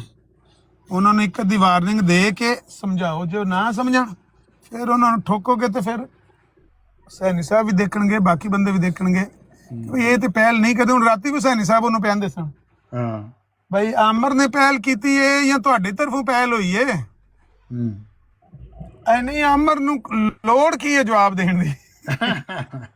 ਅਸੀਂ ਫਤਾਵਾ ਰਿਜ਼ਵੀਆ ਪੜ੍ਹਨੇ ਆ ਤੇ ਉਹ ਕੋਈ ਜਵਾਬ ਕਿਉਂ ਦਿੰਦਾ? ਉਹਨਾਂ ਆਖਿਆ ਵੀ ਇਹ ਚੰਗਾ ਤਰੀਕਾ ਹੈ ਕਿ ਆਮਰ ਨੂੰ ਫਤਾਵਾ ਰਿਜ਼ਵੀਆ ਸੁਣ ਕੇ ਤੇ ਜਵਾਬ ਨਹੀਂ ਦੇਣਾ ਚਾਹੀਦਾ, ਉਹਨੂੰ ਹੱਕ ਹੀ ਨਹੀਂ ਹੋਣਾ ਚਾਹੀਦਾ ਕਿ ਉਹ ਕੋਈ ਗੱਲ ਕਰੇ। ਭਾਈ ਤੁਸੀਂ ਪੜ੍ਹਨਾ ਹੈ ਫਤਾਵਾ ਰਿਜ਼ਵੀਆ ਪੜ੍ਹੋ, ਅੱਗੋਂ ਉਹ ਜਵਾਬ ਦਿੰਦਾ ਉਹ ਤਾਂ ਵੀ ਸੁਣ ਲਓ। ਬਿਲਕੁਲ, ਵਰਨਾ ਪਹਿਲ ਤੁਸੀਂ ਆਪੇ ਕਰਦੇ ਹੋ। ਦੇਖिए यही बदमाशी मिर्जाई अपनी ब्रॉड से करते हैं ना। असी जो मर्जी बकवास करिए, दूसरा कुछ कवे तो गालीबाज मुकर्रर हो जाएगा। तो वो ज़ाहिर है हुसैनी साहब की ब्रॉड से तो नहीं हो सकता बदमाशी। ਚੌਹਾਨ ਸਾਹਿਬ ਚੀਜ਼ਾਂ ਨੂੰ ਜ਼ੂਮ ਆਊਟ ਕਰਕੇ ਦੇਖੀਏ ਨਾ ਅਗਰ ਥੋੜਾ ਜਿਹਾ, ਤੇ ਹਰ ਗੁਜ਼ਰਨ ਵਾਲੇ ਦਿਨ ਨਾਲ ਉਹ ਆਈਸੋਲੇਟ ਹੁੰਦੇ ਜਾ ਰਹੇ ਨੇ, ਉਹਨਾਂ ਦੇ ਹਾਲਾਤ ਦਗਰਗੂ ਹੁੰਦੇ ਜਾ ਰਹੇ ਨੇ, ਬੰਦੇ ਉਹਨਾਂ ਦੇ ਆਪਣੇ ਖਿਲਾਫ ਹੁੰਦੇ ਜਾ ਰਹੇ ਨੇ। ਉਹਨਾਂ ਨੇ ਆਪਣੇ ਕਾਬਰੀਨ ਦੇ ਉੱਤੇ ਪਾਹ ਪਵਾ ਲਿਆ। ਮੈਂ ਸਵੇਰੇ ਮਲਕ ਸਾਹਿਬ ਨੂੰ ਇੱਕ ਮਿਸਾਲ ਦਿੱਤੀ ਵੀ ਉਹ ਕੁੜੀਆਂ ਗੋਹਾ ਚੁਣਨ ਗਈਆਂ ਨਾ ਬਾਹਰ, ਮੱਝਾਂ ਚੁਗਣ ਜਾਂਦੀਆਂ ਸਨ ਨਾ ਸਰੂਟਾਂ 'ਚ ਬੇਲਿਆਂ 'ਚ, ਮੱਝਾਂ ਉੱਤੇ ਗੋਹਾ ਕਰਦੀਆਂ ਸਨ ਤੇ ਉਹ ਸੁੱਕ ਜਾਂਦਾ ਸੀ ਤੇ ਉਹ ਕੁੜੀਆਂ ਜਾਂਦੀਆਂ ਸਨ ਤੇ ਉਹ ਗੋਹਾ ਸੁੱਕਾ ਚੁਣ ਕੇ ਲੈ ਆਉਂਦੀਆਂ ਸਨ ਘਰ। ਇੰਧਨ ਨਹੀਂ ਸੀ ਹੁੰਦਾ ਉਸ ਜ਼ਮਾਨੇ 'ਚ, ਅੱਜ ਤੋਂ 100 ਸਾਲ ਪਹਿਲੇ। ਕੁੜੀਆਂ ਗੋਹਾ ਚੁਣਨ ਗਈਆਂ ਸਨ ਤੇ ਇੱਕ ਕੁੜੀ ਸੀ ਤੇ ਉਹ ਬੁੱਚ ਵਿੱਚ ਨਾ, ਬੁੱਚ ਦੇ ਕੋਲੋਂ ਸਾਇਆ ਨਿਕਲਿਆ ਤੇ ਉਹਦੇ ਦੋ ਪੈਰਾਂ ਦੇ ਵਿੱਚੋਂ ਦੀ ਨਿਕਲ ਕੇ ਦੌੜ ਗਿਆ ਤੇ ਕੁੜੀ ਬਹਿ ਕੇ ਰੋਣ ਲੱਗ ਪਈ। ਤੇ ਉਹ ਕੁੜੀਆਂ ਨੇ ਆਖਿਆ ਦੂਜੀਆਂ ਨੇ ਵੀ ਤੂੰ ਕਾਹਨੂੰ ਰੋਣੀ ਹੈ, ਕੀ ਹੋ ਗਿਆ? ਉਹਨੇ ਆਖਿਆ ਸਾਇਆ ਸੀ ਤੇ ਉਹ ਮੇਰੀਆਂ ਲੱਤਾਂ ਦੇ ਵਿੱਚੋਂ ਦੀ ਨਿਕਲ ਗਿਆ। ਉਹਨੇ ਆਖਿਆ ਤੇ ਤਾਂ ਕੀ ਹੋ ਗਿਆ? ਦੌੜ ਗਿਆ ਤੇ ਨਿਕਲ ਗਿਆ ਤੇ ਰਾਹ ਉੱਤੇ ਤੇ ਨਿਕਲ। ਉਹਨੇ ਕਿਹਾ ਮੈਂ ਰਾਹ ਨੂੰ ਨਹੀਂ ਰੋਂਦੀ, ਮੈਂ ਪਾਹ ਨੂੰ ਰੋਣੀ, ਕਿ ਪਾਹ ਹੀ ਨਾ ਪੈ ਜੇ ਲੱਤਾਂ ਦੇ ਵਿੱਚ, ਮੇਰੇ ਪਾਹ ਹੀ ਨਾ ਪੈ ਜੇ। ਰਾਹ ਨੂੰ ਨਹੀਂ ਮੈਂ ਰੋਂਦੀ, ਮੈਂ ਪਾਹ ਨੂੰ ਰੋਣੀ ਹੈ। ਇਹਨਾਂ ਪਾਹ ਪਵਾ ਲਿਆ ਆਪਣੇ ਕਾਬਰੀ ਨੂੰ, ਕਢਵਾ ਕੇ ਗਾਲਾਂ, ਆਪਣੀ ਬੇਵਕੂਫੀ ਜਹਾਲਤ ਦੀ ਵਜ੍ਹਾ ਤੋਂ, ਬਦਤਮੀਜ਼ੀਆਂ ਦੀ ਵਜ੍ਹਾ ਤੋਂ। ਲੋਕ ਹੁਣ ਬਿਲਕੁਲ ਰਿਲੈਕਟੈਂਟ ਨਹੀਂ ਹਨ। ਜੋ ਇਹ ਬਕਵਾਸ ਕਰਦੇ ਨੇ ਉਹ ਲੋਕੀ ਇਹਨਾਂ ਦੇ ਮੂੰਹ ਦੇ ਉੱਤੇ ਮਾਰਦੇ ਨੇ ਤੇ ਉਹ ਸਿੱਧਾ ਇਹਨਾਂ ਦੇ ਕਾਬਰ ਤੇ ਮਿਰਜ਼ਾ ਸਾਹਿਬ ਤੇ ਖਲੀਫਿਆਂ ਤੇ ਬਿਲਕੁਲ ਠਾਠਾ ਮਾਰਦੇ। ਔਰ ਉਹ ਇੰਨੀ ਕੁ ਚਤਰੋਲ ਹੁੰਦੀ ਹੈ ਸਾਰਾ ਦਿਨ ਜਗ੍ਹਾ ਜਗ੍ਹਾ ਕਿ ਪਤਾ ਨਹੀਂ ਇਹ ਰਾਤ ਨੂੰ ਸੌਂਦੇ ਕਿੰਜ ਨਹੀਂ ਹੈ, ਕਿਸ ਮਿੱਟੀ ਦੇ ਬਣੇ ਨੇ। ਗੱਲ ਹੈ ਕਿ ਸਾਡਾ ਜਿਹੜਾ ਮਿਸ਼ਨ ਸੀ ਨਾ ਉਹ ਇਹ ਸੀ, ਕਿਉਂਕਿ ਇਹਨਾਂ ਨੇ ਖਲੀਫਾ ਨੂੰ ਨਾ ਇਤਨਾ ਆਲਾ ਦਰਜੇ ਮੁਕਾਮ ਤੇ ਪਹੁੰਚਾ ਦਿੱਤਾ ਸੀ ਕਿ ਉਹ ਮਤਲਬ ਉਹਦੇ ਮੁਤਲਕ ਕੋਈ ਗੱਲ ਬਰਦਾਸ਼ਤ ਨਹੀਂ ਕਰਦੇ। ਦੇਖੋ ਹੁਣ ਵਕਤ ਐਸਾ ਆ ਗਿਆ ਹੈ ਕਿ ਹਰ ਕੋਈ ਉਹਨੂੰ ਗਾਲਾਂ ਕੱਢ ਰਿਹਾ ਔਰ ਮਰਜ਼ਾਈ ਬੈਠੇ ਹੁੰਦੇ ਨੇ, ਬਰਦਾਸ਼ਤ ਕਰ ਰਹੇ ਹੁੰਦੇ ਨੇ ਇਸ ਚੀਜ਼। ਆਖਰ ਇੱਕ ਹੋ ਗਿਆ ਨਾ, ਚੇਂਜ ਆ ਗਿਆ ਹੈ ਇਹਨਾਂ ਦੇ ਵਿੱਚ ਕਿ ਮਿਰਜ਼ਾ ਮਸੂਰ ਨੂੰ ਜੁੱਤੀਆਂ ਪੈ ਰਹੀਆਂ ਹੁੰਦੀਆਂ ਨੇ, ਗਾਲਾਂ ਵੀ ਪੈ ਰਹੀਆਂ ਹੁੰਦੀਆਂ ਨੇ ਔਰ ਇਹ ਬਰਦਾਸ਼ਤ ਵੀ ਕਰ ਰਹੇ ਹੁੰਦੇ ਨੇ ਮਰਜ਼ਾਈ। ਹਾਂਜੀ ਹਾਂਜੀ, ਹੌਲੀ ਹੌਲੀ ਉਹ ਸਾਰਾ ਕੁਝ ਡਾਈਜੈਸਟ ਕਰਨ ਲੱਗੇ ਨੇ। ਹਾਂ ਜਿਸ ਤਰ੍ਹਾਂ ਦੀ ਪਾਕਿਸਤਾਨ 'ਚ ਨਹੀਂ ਸੀ ਹਸੀਅਤ ਬਈ ਸਾਹਮਣੇ ਮਿਰਜ਼ਾ ਸਾਹਿਬ ਨੂੰ ਗਾਲਾਂ ਲਿਖੀਆਂ ਹੁੰਦੀਆਂ ਸੀ, ਮਿਰਜ਼ਾ ਮਰ ਗਿਆ ਟੱਟੇ ਖਾਣੇ, ਇਹ ਚੁੱਪ ਕਰਕੇ ਲੰਘ ਜਾਂਦੇ ਸਨ। ਹਾਂ ਉਹ ਇਹਨਾਂ ਨੇ ਆਪਣੇ ਵਾਸਤੇ ਉਹ ਹਾਲਾਤ ਪੈਦਾ ਕਰ ਲੈਣੇ ਟਿਕਟਾਕ ਦੇ ਉੱਤੇ ਹਾਂ ਕਿ ਹੁਣ ਲੋਕੀ ਮੂੰਹ ਤੇ ਖਲੋ ਕੇ ਮਿਰਜ਼ਾ ਸਾਹਿਬ ਨੂੰ ਵੀ ਗਾਲਾਂ ਕੱਢਦੇ ਨੇ ਤੇ ਖਲੀਫਿਆਂ ਨੂੰ ਵੀ ਕੱਢਦੇ ਨੇ। ਇਹ ਹੁਣ ਬੇਬਸ ਹੋਏ ਪਏ ਨੇ ਸਿਰਫ ਆਪਣੀ ਜਹਾਲਤ ਦੀ ਵਜ੍ਹਾ ਤੋਂ। ਅਗਰ ਤੁਸੀਂ ਇੱਜ਼ਤ ਕਰਵਾਉਣਾ ਚਾਹੁੰਦੇ ਹੋ ਉਹਦੇ ਵਾਸਤੇ ਜ਼ਰੂਰੀ ਹੈ ਕਿ ਤੁਸੀਂ ਖੁਦ ਇੱਜ਼ਤ ਕਰੋ, ਦੂਸਰੇ ਦੀ ਪਹਿਲ ਕਰੋ, ਤਾਂ ਤੁਹਾਡੀ ਇੱਜ਼ਤ ਕੋਈ ਕਰੇਗਾ। ਵਰਨਾ ਤੁਹਾਡੇ ਤੇ ਕਾਬਲੇ ਇੱਜ਼ਤ ਹੀ ਨਹੀਂ ਹੈ ਲੋਕਾਂ ਦੀ ਨਜ਼ਰ 'ਚ। ਲੋਕ ਉਹਨਾਂ ਵਾਸਤੇ ਤੇ ਟਕੇ ਦੀ ਸੀਹਤ ਨਹੀਂ ਹੈ। ਹਾਂ ਬਿਲਕੁਲ। ਮੈਂ ਕਿਹਾ ਤੂੰ ਉਹਨੂੰ ਮਾਣੂ ਮੋਚੀ ਨੂੰ ਵੀ ਗਾਲ ਕੱਢੀ ਨਾ ਤੇ ਮੈਂ ਤੇਰੇ ਸਿੱਧੇ ਮਿਰਜ਼ਾ ਸਾਹਿਬ ਨੂੰ ਗਾਲ ਕੱਢਣੀ ਆ। ਹਾਂ ਬਿਲਕੁਲ। ਜਿਹੜਾ ਮਾਣੂ ਮੋਚੀ ਹੈ ਨਾ ਸਾਡੇ ਪਿੰਡ ਦਾ, ਮੈਂ ਕਿਹਾ ਜਿਹੜਾ ਉਹ ਕਾਬਰ ਹੈ ਸਾਡਾ, ਉਹ ਵੀ ਮੇਰੀ ਨਜ਼ਰ 'ਚ ਤੁਹਾਡੇ ਮਿਰਜ਼ਾ ਸਾਹਿਬ ਨੂੰ ਜ਼ਿਆਦਾ ਇੱਜ਼ਤ ਵਾਲਾ ਹੈ। ਹਾਂ ਤੇਰੇ ਮਿਰਜ਼ਾ ਸਾਹਿਬ ਦੀ ਮੇਰੀ ਨਜ਼ਰ 'ਚ ਕੋਈ ਇੱਜ਼ਤ ਨਹੀਂ ਹੈ ਭਾਈ।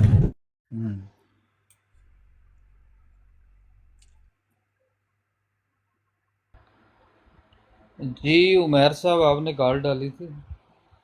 जी अस्सलाम वालेकुम। जी वालेकुम सलाम। आवाज़ आ रही है भाई मेरी? आ रही यार। अच्छा जी। अमर नज़ीर साहब अस्सलाम वालेकुम। मैं अमर नज़ीर साहब नाल एक छोटी जी गल करनी सी। एक अमर नज़ीर साहब, एक तरफ साडे वर्गे कोई सादे लोग भी है वा, कुछ इहो जे बंदे भी है कहंदे चलो यार दिल च थोड़ी जी नरमी होवे, चलो बंदा ना थोड़ी जी इल्मी गल इज्जत सलूक ना करके अल्लाह अल्लाह खैरी सल्लाह।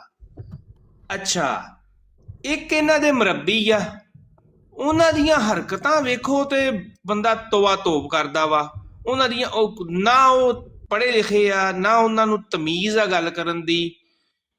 सारे ही नहीं लेकिन हुण ਇਹ ਇਹੋ ਜਿਹੇ ਮੁਰੱਬੀਆਂ ਨੂੰ ਅੱਗੇ ਕਰ ਦਿੰਦੇ ਆ ਜਿਹੜੇ ਆਪਣੇ ਵੱਲੋਂ ਇਹ ਸਮਝਦੇ ਆ ਉਹ ਬਹੁਤ ਵੱਡੇ ਫੰਨੇ ਖਾਂ ਵਾ।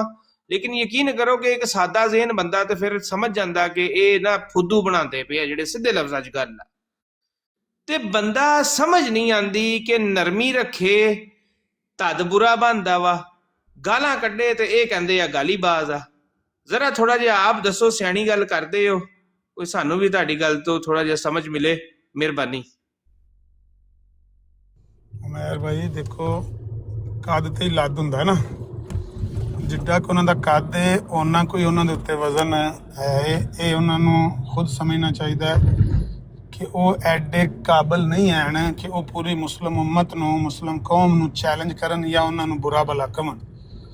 ਅਸੀਂ ਉਹਨਾਂ ਦੇ ਨਾਲ ਅੱਛੀ ਗੱਲ ਕਰਨ ਨੂੰ ਤਿਆਰ ਹਾਂ, ਦਲੀਲ ਨਾਲ ਗੱਲ ਕਰਨ ਨੂੰ ਤਿਆਰ ਹਾਂ, ਲੇਕਿਨ ਆਪਣੇ ਹੀ ਮੁਸਲਿਮ ਕੌਮ ਨੂੰ ਜਾਂ ਮੁਸਲਿਮ ਉਲਮਾ ਨੂੰ ਜਾਂ ਮੁਸਲਿਮ ਅਕਾਬਰੀਨ ਨੂੰ, ਆਇਮਾ ਨੂੰ ਗਾਲਾਂ ਪਵਾ ਕੇ ਅਸੀਂ ਗੱਲ ਨਹੀਂ ਕਰਨ ਨੂੰ ਤਿਆਰ ਹੈ। ਉਹਨਾਂ ਦੀਆਂ ਬਦਤਮੀਜ਼ੀਆਂ ਸੁਣ ਕੇ ਅਸੀਂ ਗੱਲ ਕਰਨ ਨੂੰ ਤਿਆਰ ਨਹੀਂ ਹਾਂ।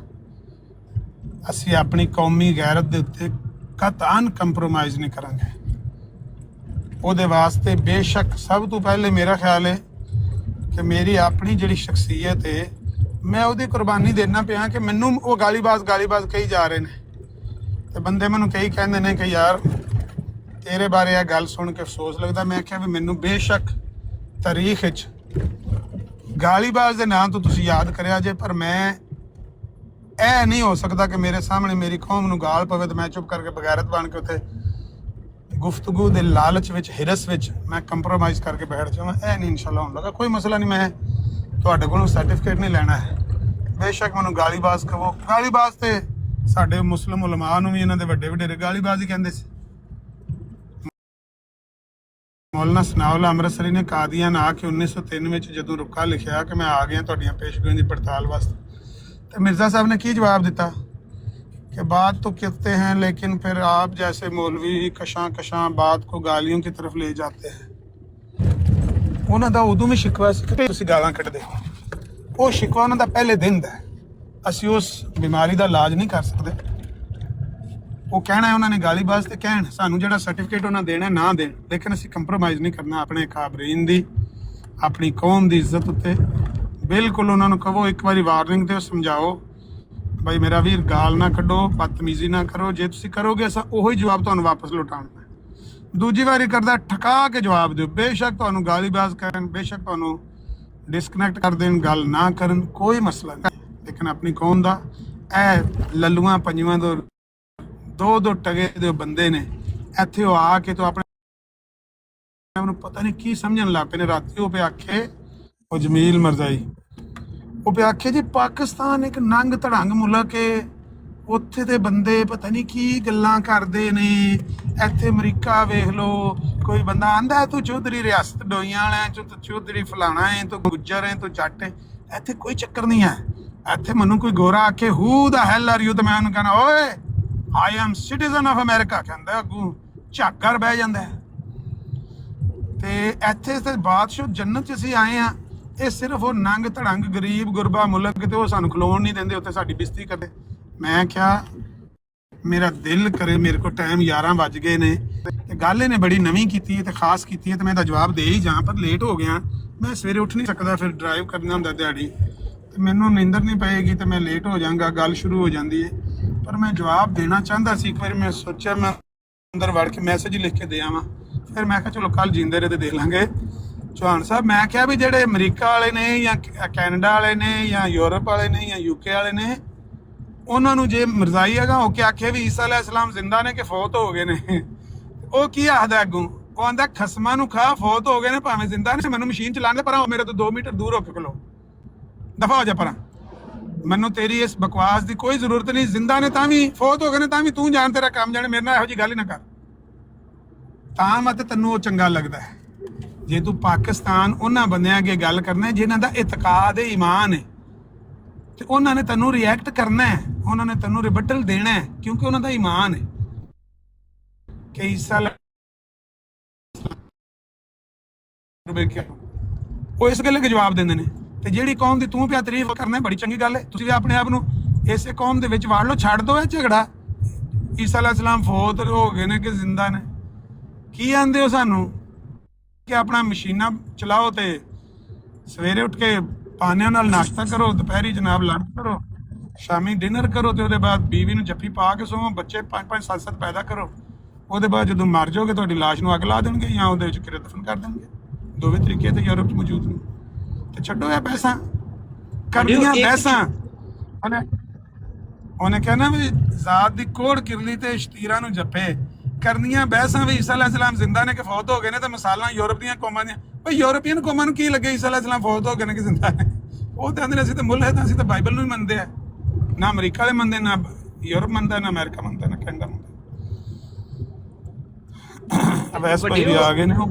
ਵੱਡਿਓ, 2 ਗੱਲਾਂ ਇੱਕ ਤੇ ਮੈਂ ਬਿਲਕੁਲ ਤੁਹਾਨੂੰ ਗਾਲਾਂ ਪੈਂਦੀਆਂ ਕਿ ਤੁਹਾਨੂੰ ਗਾਲਾਂ ਕੱਢਦੇ ਨੇ, ਤੁਹਾਨੂੰ ਗਾਲੀਬਾਜ਼ ਇਲਜ਼ਾਮ ਲਾਉਂਦੇ ਨੇ ਤੇ ਤੁਹਾਨੂੰ ਵੇਖ ਕੇ ਅਸੀਂ ਵੀ ਚੁੱਪ ਕਰ ਜਾਂਦੇ ਆ ਕਿ ਯਾਰ ਵਾਕਈ ਸਿਆਣੇ ਬੰਦੇ ਦਾ ਵੀ ਇਹ ਲਿਹਾਜ਼ ਨਹੀਂ ਕਰਦੇ।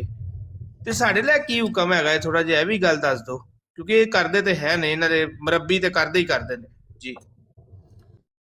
ਮੈਂ ਅਰਜ਼ ਕੀਤੀ ਹੈ ਨਾ ਕਿ ਅਗਰ ਉਹ ਕਹਿਣ, ਪਹਿਲ ਕਰਨ, ਬਦਤਮੀਜ਼ੀ ਕਰਨ, ਤੁਸੀਂ ਕਦੇ ਵੀ ਪਹਿਲ ਨਾ ਕਰੋ। ਕੋਈ ਵੀ ਮੁਸਲਮਾਨ ਨੂੰ ਨਹੀਂ ਚਾਹੀਦਾ, ਨਾ ਉਹਨੂੰ ਇਹ ਜ਼ੇਬਾ ਹੈ ਕਿ ਉਹ ਪਹਿਲ ਕਰੇ। ਸਾਰੇ ਕੋਸ਼ਿਸ਼ ਕਰੋ ਕਿ ਅੱਛੇ ਅੰਦਾਜ਼ ਨਾਲ ਗੱਲ ਹੋਵੇ, ਲੇਕਿਨ ਜੇ ਉਹ ਪਹਿਲ ਕਰਨ ਕਿਸੇ ਵੀ ਇੱਕ ਵੀ ਐਕਸਟਰਾ ਲਫ਼ਜ਼ ਹੂਟਿੰਗ ਵਾਲਾ, ਤਮਸਕੁਰ ਵਾਲਾ, ਟਾਂਟ ਵਾਲਾ, ਬਦਤਮੀਜ਼ੀ ਬਦਤਜ਼ੀਬੀ ਵਾਲਾ ਜਾਂ ਗਾਲਮ ਗਲੋਚ ਵਾਲਾ, ਇੱਕ ਨੂੰ ਵਾਰਨਿੰਗ ਦੇ ਦਿਓ ਕਿ ਬਈ ਤੂੰ ਇਹ ਲਫ਼ਜ਼ ਇਸਤੇਮਾਲ ਕੀਤਾ, ਨਜਾਇਜ਼ ਕੀਤਾ। ਹੁਣ ਤੂੰ ਕੀਤਾ ਤੇ ਮੈਂ ਤੈਨੂੰ ਜਵਾਬ ਦੇਵਾਂਗਾ ਉਹ ਇਸੇ ਲਫ਼ਜ਼। ਫਿਰ ਤੂੰ ਬਰਦਾਸ਼ਤ ਕਰਨਾ ਨਹੀਂ ਕਰਨਾ ਵੇਖ ਲੈ, ਫੈਸਲਾ ਪਹਿਲਾਂ ਕਰ ਲੈ। ਇੱਕ ਵਾਰੀ ਵਾਰਨਿੰਗ ਦਿਓ, ਅਗਰ ਦੁਬਾਰਾ ਕਰਦਾ ਬੇਸ਼ੱਕ ਉਹਨੂੰ ਉਸੇ ਜ਼ਬਾਨ 'ਚ ਜਵਾਬ ਦਿਓ। ਫਿਰ ਨਾ ਕੰਪਰੋਮਾਈਜ਼ ਕਰੋ, ਨਾ ਆਪਣੇ ਕੌਮੀ ਗੈਰਤ ਉੱਤੇ, ਨਾ ਈਮਾਨੀ ਗੈਰਤ ਉੱਤੇ। ਮੈਂ ਕਿਹਾ ਆ ਗਏ ਨੇ ਵੈਸ ਭਾਈ, ਤੇ ਇਹਨਾਂ ਨੂੰ ਤੇ ਪੁੱਛ ਲਈਏ ਯਾਰ। ਉਸ ਵੇਲੇ ਤੇ ਸਾਨੂੰ ਨਹੀਂ ਉਹ ਗੱਲ ਸੁਣਾਉਂਦੇ, ਸੱਜੇ ਖੱਬੇ ਜਾ ਕੇ ਲੋਕਾਂ ਨੂੰ ਰਿਪੋਰਟਾਂ ਦਿੰਦੇ ਹੋ ਕੀ ਕਰਕੇ ਆਏ ਹੋ, ਕੀ ਨਹੀਂ ਕਰਕੇ ਆਏ। ਵੈਸ ਭਾਈ अस्सलाम वालेकुम जी। अमर भाई ਮੈਂ ਕਿਹਾ ਉਸ ਵੇਲੇ ਮੈਂ ਤੁਹਾਨੂੰ ਸੁਣਦਾ ਪਿਆ ਸਾਂ ਬਲੂਟੁੱਥ ਤੇ ਉੱਥੇ ਇੱਥੇ ਕੋਈ ਨਾ ਇਸ ਬਰਾੜ ਤੇ ਕੋਈ ਹਲਾਸ਼ੇਰੀ ਹੋ ਗਈ, ਕੋਈ ਹਾਹਾਕਾਰ ਮਚ ਗਈ ਤੇ ਮੈਂ ਆ ਗਿਆ ਤੇ ਮੈਂ ਬਲੂਟੁੱਥ ਕੰਨਾਂ ਨੂੰ ਲਾ ਦਿੱਤਾ। ਉਸ ਵੇਲੇ ਤੁਸੀਂ ਗੱਲ ਪੇ ਕਰਦੇ ਸੀ, ਉੱਥੇ ਸਲੀਮ ਮੀਰ ਤੁਹਾਡੇ ਨਾਲ ਕੋਈ ਗੱਲ ਕਰਦਾ ਸੀ ਪਿਆ, ਕੋਈ ਕਾਹਦੇ ਬਾਰੇ ਹਰੇ ਸ਼ਾਤਮੀਅਤ ਦੇ ਬਾਰੇ ਜਾਂ ਕੀ ਗੱਲ, ਥੋੜਾ ਦਾ ਖੁਲਾਸਾ ਹੀ ਦੱਸ ਦਿਓ। ਉਹ ਕਹਿ ਰਹੇ ਸੀ ਕਿ ਉਹ ਦੱਸੋ ਕਿ ਆਮਰ ਹੱਕ ਭਾਈ ਨੇ ਗਾਲਾਂ ਕੱਢੀਆਂ ਨੇ ਨਾ, ਤੇ ਮੈਂ ਉਹਨਾਂ ਨੂੰ ਕਿਹਾ ਸੀ ਕਿ ਮੈਨੂੰ ਪ੍ਰੂਫ ਦੇ ਦਿਓ ਕਿ ਉਹਨਾਂ ਨੇ ਗਾਲਾਂ ਕੱਢੀਆਂ ਨੇ, ਤੇ ਜਾਂ ਇਨਬਾਕਸ ਕਰ ਦਿਓ ਜਾਂ ਦੱਸ ਦਿਓ ਕਿੱਥੇ ਕੱਢੀਆਂ ਨੇ। ਉਹਨਾਂ ਕਿਹਾ ਕਿ ਤੂੰ ਸਾਹਮਣੇ ਬੈਠਾ ਸੀ, ਉਹਨਾਂ ਨੇ ਮੈਨੂੰ ਗਾਲਾਂ ਕੱਢੀਆਂ। ਮੈਂ ਕਿਹਾ ਉਸ ਤਰਸ ਤੇ ਤੁਸੀਂ ਵੀ ਉਸ ਤੋਂ ਜ਼ਿਆਦਾ ਕੱਢੀਆਂ ਨੇ, ਮਤਲਬ ਤੁਸੀਂ ਵੀ ਕੱਢੀਆਂ ਨੇ। ਅਗਰ ਤੁਹਾਡੀਆਂ ਗਾਲਾਂ ਨੇ ਤੇ ਫਿਰ ਤੇ ਉਹ ਵੀ ਗਾਲਾਂ ਨੇ, ਤੇ ਜੇ ਤੁਹਾਡੀਆਂ ਗਾਲਾਂ ਨਹੀਂ ਤੇ ਉਹ ਵੀ ਗਾਲਾਂ ਨਹੀਂ। ਇੱਕ ਤੇ ਇਹ ਗੱਲ ਹੋਈ। ਫਿਰ ਮੈਂ ਕਿਹਾ ਮੈਂ ਤਾਂ ਤੁਹਾਨੂੰ ਸਪੈਸੀਫਿਕ ਕਿਹਾ ਕਿ ਅਗਰ ਆਮਰ ਹੱਕ ਸਾਹਿਬ ਨੇ ਕੋਈ ਤੁਹਾਡੇ ਅਗਰ ਜਾਂ ਸੀਕਰ ਭਾਈ ਨੇ ਕੋਈ ਤੁਹਾਡੇ ਅਕਾਬਰੀਨ ਨੂੰ ਗਾਲਾਂ ਕੱਢੀਆਂ ਨੇ ਤੇ ਉਹ ਦਿਖਾ ਦਿਓ ਬਸ। ਰਿਫਿਊਟ ਕਰਨ ਦਾ ਹੱਕ ਤੇ ਹਰ ਕਿਸੇ ਨੂੰ ਹੈ, ਮਤਲਬ ਕਿ ਅਗਰ ਕੋਈ ਕਾਇਦ ਦਾ ਡਿਫਰੈਂਸ ਹੈ ਤੇ ਉਹ ਤੇ ਬਿਲਕੁਲ ਇੱਕ ਦੂਜੇ ਦਾ ਹੱਕ ਹੈ ਕਿ ਬਈ ਕਾਇਦ ਦਲਾਇਲ ਤੇ ਮੁਬਨੀ ਨਹੀਂ ਨੇ, ਇਹ ਕਾਇਦ ਦਲਾਇਲ ਤੇ ਮੁਬਨੀ ਨੇ, ਔਰ ਉਹ ਰਿਫਿਊਟ ਕਰ ਸਕਦੇ ਨੇ। ਲੇਕਿਨ ਅਗਰ ਉਹਨਾਂ ਨੇ ਕੋਈ ਤੁਹਾਡੇ ਫਿਰ ਉਹਨਾਂ ਕਿਹਾ ਜੀ ਕਿ ਜਿਹੜੀ ਉਹਨਾਂ ਨੇ ਜੰਬਾ ਗਰੁੱਪ ਵਾਲੀ ਗੱਲ ਕੀਤੀ, ਉਹ ਗਰੇ ਪਾਉਣ ਦੀ ਗੱਲ ਚੋਂ ਪਾਉਣ ਦੀ, ਤੇ ਉਹ ਗੱਲ ਹੈ ਕਿ ਨਹੀਂ ਹੈ।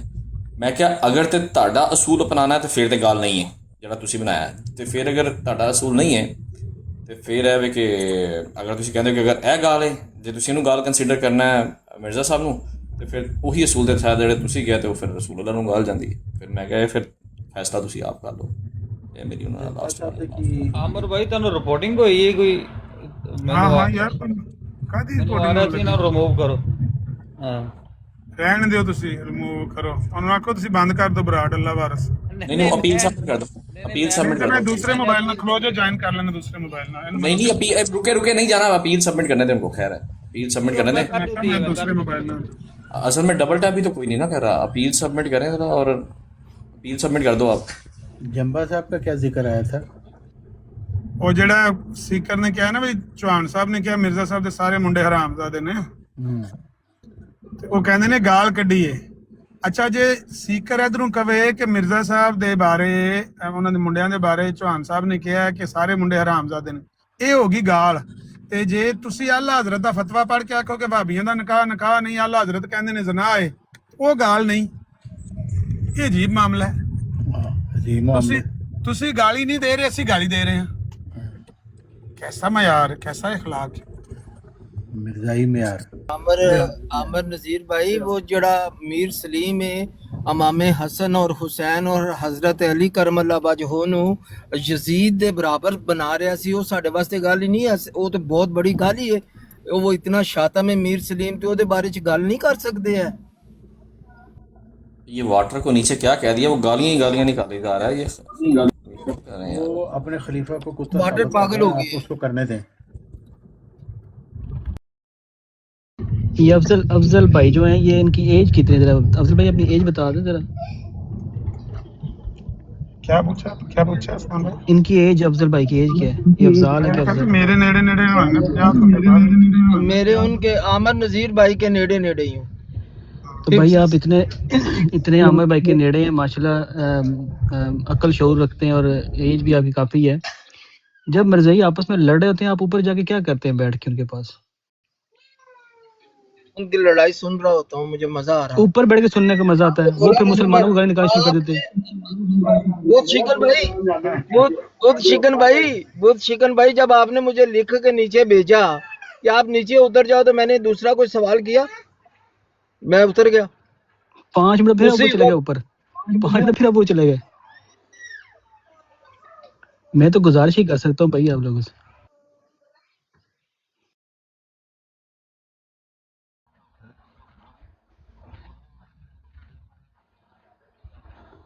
अच्छा ਮੀਆਂ ਸਾਹਿਬ, ਮੈਂ ਤੁਹਾਨੂੰ ਥੋੜਾ ਰਿਮੂਵ 2 ਮਿੰਟ ਲਈ ਕਰਨ ਲੱਗਾ। ਥੋੜਾ ਜਿਹਾ ਚਲੋ, ਉਹਨਾਂ ਨੇ ਬਿਲਾਲ ਭਾਈ ਨੇ ਕਾਲ ਪਾਈ।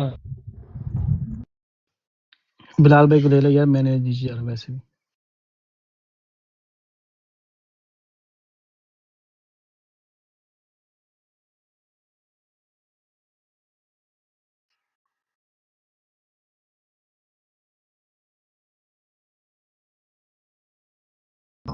भाई ਉਹਦਾ ਜਵਾਬ ਰਿਕਾਰਡ ਕਰੋ ਮੇਰੇ ਕੋਲੋਂ, ਕਿੰਨੀ ਵਾਰੀ ਦੇ ਚੁੱਕੇ ਆ, ਫਿਰ ਰਿਕਾਰਡ ਕਰੋ। ਵੈਸੇ ਭਾਈ ਸਵਾਲ ਮੇਰਾ ਰਿਕਾਰਡ ਕਰ ਲਓ, ਜੇ ਤੁਹਾਨੂੰ ਨਹੀਂ ਦਿਲ ਕਰਦਾ ਮੇਰਾ ਰਿਕਾਰਡ ਕਰ ਲਓ, ਪਲੇ ਕਰ ਦਿਓ। ਜੇ ਉਹਨਾਂ ਨੂੰ ਆਖਿਆ ਜੇ ਅਮਰ ਨੂੰ ਸਵਾਲ ਕੀਤਾ ਹੈ, ਜਵਾਬ ਹੈ।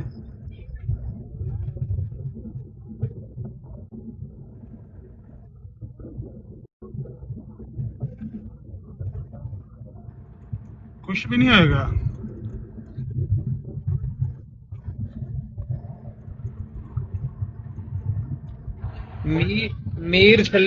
ਮੀਰ ਸਲੀਮ ਨਹੀਂ ਚਲਾਨ ਦਿੰਦਾ ਅਮਰ ਭਾਈ ਦੀ ਰਿਕਾਰਡਿੰਗ ਉੱਥੇ ਤੋਂ।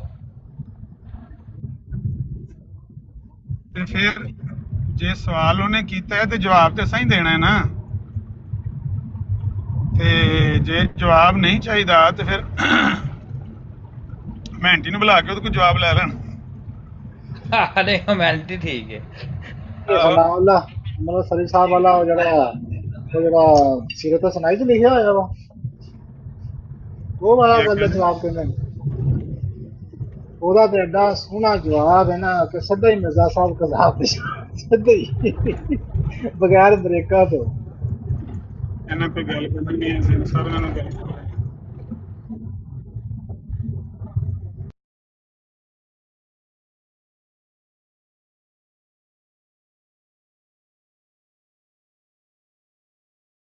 ਨਹੀਂ ਨਹੀਂ ਨਹੀਂ ਨਹੀਂ ਨਹੀਂ ਨਹੀਂ ਇੰਨੀ ਲੰਮੀ ਗੱਲ ਮੈਂ ਤਾਂ ਨਹੀਂ ਕਰਦਾ। ਮੈਂ ਅਲਾਮਾ ਸਾਹਿਬ ਦੇ ਦੇਣ ਦਾ ਜਵਾਬ ਮੈਂ ਆਪਣੀ ਛੋਟੀ ਜਿਹੀ ਨਿੱਕੀ ਜਿਹੀ ਗੱਲ ਕਰ ਦਿੰਦਾ। ਅਗਰ ਸੀਰਤ ਸੁਨਾਈ ਜਿਹੜੀ ਕਿ ਉਹਨਾਂ ਨੇ ਨਹੀਂ ਲਿਖੀ, ਉਹਨਾਂ ਨੇ ਆਪਣਾ ਮੇਰਾ ਨਾਂ ਸੁਨਾਰਾ ਮਿਸੇਗਾ ਮਤਲਬ ਉਹਨਾਂ ਦੇ ਉੱਤੇ ਲਿਖੀ ਗਈ, ਉਹਨਾਂ ਦੀ ਸੀਰਤ ਲਿਖੀ, ਉਹਦੇ ਵਿੱਚ ਜਦੋਂ ਕੋਈ ਵਾਕਿਆ ਆਇਆ ਹੈ ਤੇ ਇਹ ਕਹਿੰਦੇ ਨੇ ਇਹ ਉਹਨਾਂ ਦਾ ਹੀ ਹੈ।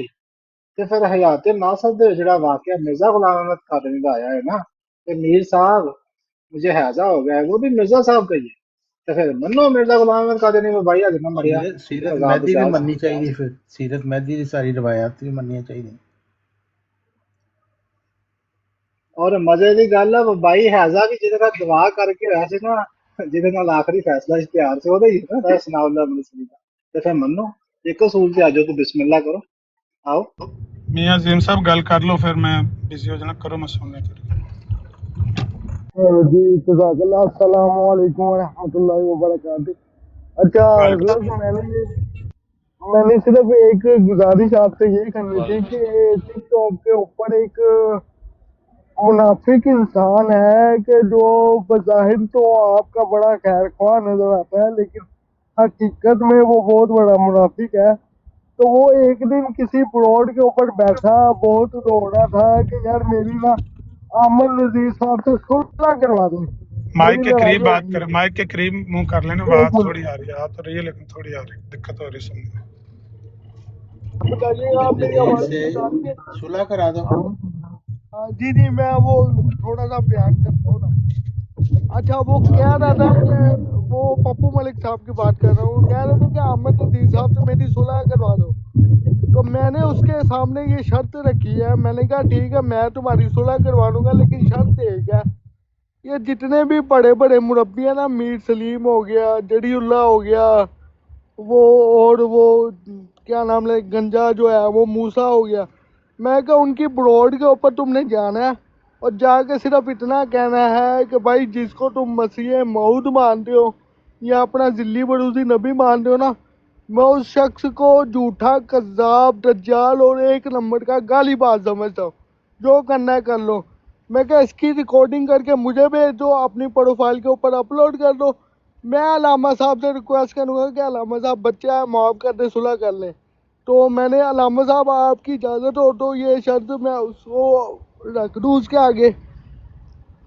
ये बस मैंने अर्ज़ करनी थी। यही असल बात ये है रिजवी साहब कि उसके साथ बहुत सारी पहले भी शर्तें रख के उसको नज़रअंदाज किया गया, उसको माफ़ किया गया है। बल्कि उसकी वजह से हमारे कई भाई, ये यूसुफी भाई सामने बैठे हैं, नाराज़ हुए मेरे साथ ये सारे भाई बारी बारी करके कि आप उसको क्यों बार बार मौका देते हो, क्यों बार। वो मौके के काबिल नहीं है। अब तो सारी रेड लाइन अबूर हो गई है। उसने वो हरकतें कर डाली हैं कि जिनकी वजह से जो लोग इस्लाम कबूल करके आ रहे हैं, मिर्ज़ायत पर लानत भेज कर आ रहे हैं ना, वो इन लोगों की वजह से, he is one of them, ये 3-4 लोग हैं, इनकी वजह से उनके अपने घरों के हालात ख़राब हो रहे हैं। उनके घर में ये लोग बतौर नमूना पेश किए जाते हैं और वो कहते हैं कि हमारे घरों में पप्पू मलिक की, बासी की और इसी तरह से वो एक चला गया है टवाना टूना और 2 बंदे और हैं यहाँ पर। इन गंदे लोगों की ऑडियोज़ पेश की जाती हैं और कहा जाता है कि देखो ये हैं वो मुसलमान, इनकी तरफ तुम लोगों को दावत देना चाहते हो कि भाई आओ इस्लाम कबूल कर लो और इनमें चले जाओ। ये तो कितने गंदे लोग हैं, ये देखो एक दूसरे को गालियां देते, एक दूसरे को बुरा भला कहते। तो भाई हमने ये गंद नहीं फैलने देना अपने अंदर जब तक अल्लाह तौफीक देगा, क्योंकि उसकी तौफीक के बगैर बंदा कुछ भी करने पर कादर नहीं है। जब तक अल्लाह तौफीक देगा इंशाल्लाह अपने मुसलमान भाइयों को मुत्तहिद रखेंगे। जो बंदा मुसलमानों की मजम्मत करना चाहता है या करता है उस पर हम लानत भेजते हैं, उससे दूर रहते हैं। वो उसका इस्लाम ईमान हम जानते नहीं ना, हम जानने की ज़रूरत है। ये बलोचिस्तान वाला है, मुझे क्या लेना देना उसके साथ, में उसका ईमान है कि नहीं है, वो काफर है कि मुसलमान, लेकिन मुझे इतना पता है कि वो मुसलमानों का दुश्मन है, दैट्स इट। वो खतून है जो कहती है मेरा वो हुआ था, मरजाई से निकाह हुआ था, पता नहीं हुआ भी था कि नहीं हुआ था, वो क्या है क्या नहीं है, मुझे उसकी ज़ात से कोई लेना देना नहीं। मुझे इतना पता है कि वो मुसलमानों की दुश्मन है, हर वक्त वो मुसलमानों की मजम्मत करते हैं। दूसरे 3 लोगों का मैंने बता दिया, बासी है, ये कहता है मैं नबी पाक को मानता हूँ, मैं इस्लाम मानता हूँ, मैं मुसलमान हूँ, वो सारा दिन मुसलमानों के खिलाफ मिर्जाइयों के साथ मिलकर मुसलमानों की मजम्मत करता है। तो भाई ऐसे लोगों के साथ हमारा कोई लेना देना नहीं, ना हम रखना चाहते हैं। अपने मुसलमान भाई हैं, अल्लाह इनको मुत्तहिद रखे, इनको इत्तफाक दे और एक दूसरे को बर्दाश्त करने का जज्बा दे। इन 3 4 5 लोगों से किनारा करें, इनको बिल्कुल इस तरह की शर्तें ना दें, क्योंकि अब ये उनके लिए नुकसानदेह हैं जिनके लिए हम इतना खून जला रहे हैं, जिनको दावतें दे रहे हैं और लोग इस्लाम कबूल कर रहे हैं। ये तो उनके रास्ते में रुकावट बने हुए लानती लोग, तो इनके साथ कोई माफ़ी शाफी नहीं है।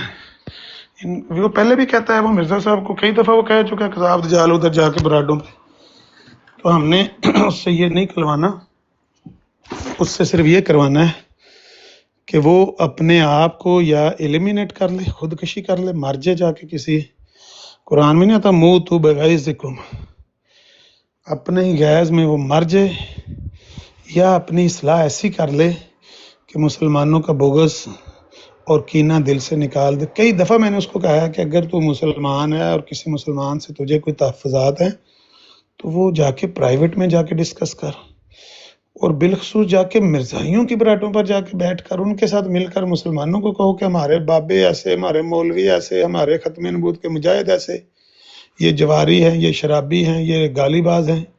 ऐसे लानती लोगों को हम अपने साथ बिठा के हमने क्या लेना भाई उनसे।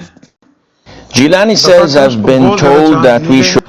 उसको बिल्कुल लिफ्ट ना करें, उसको कहें भाई काम कर अपना, जाके तू मर्जियां दी बराडां ते जाके बो, मुसलमानों से तेरा कोई लेना देना नहीं। हाँ, तेरा इस्लाम या ईमान उससे हमें कोई लेना देना नहीं।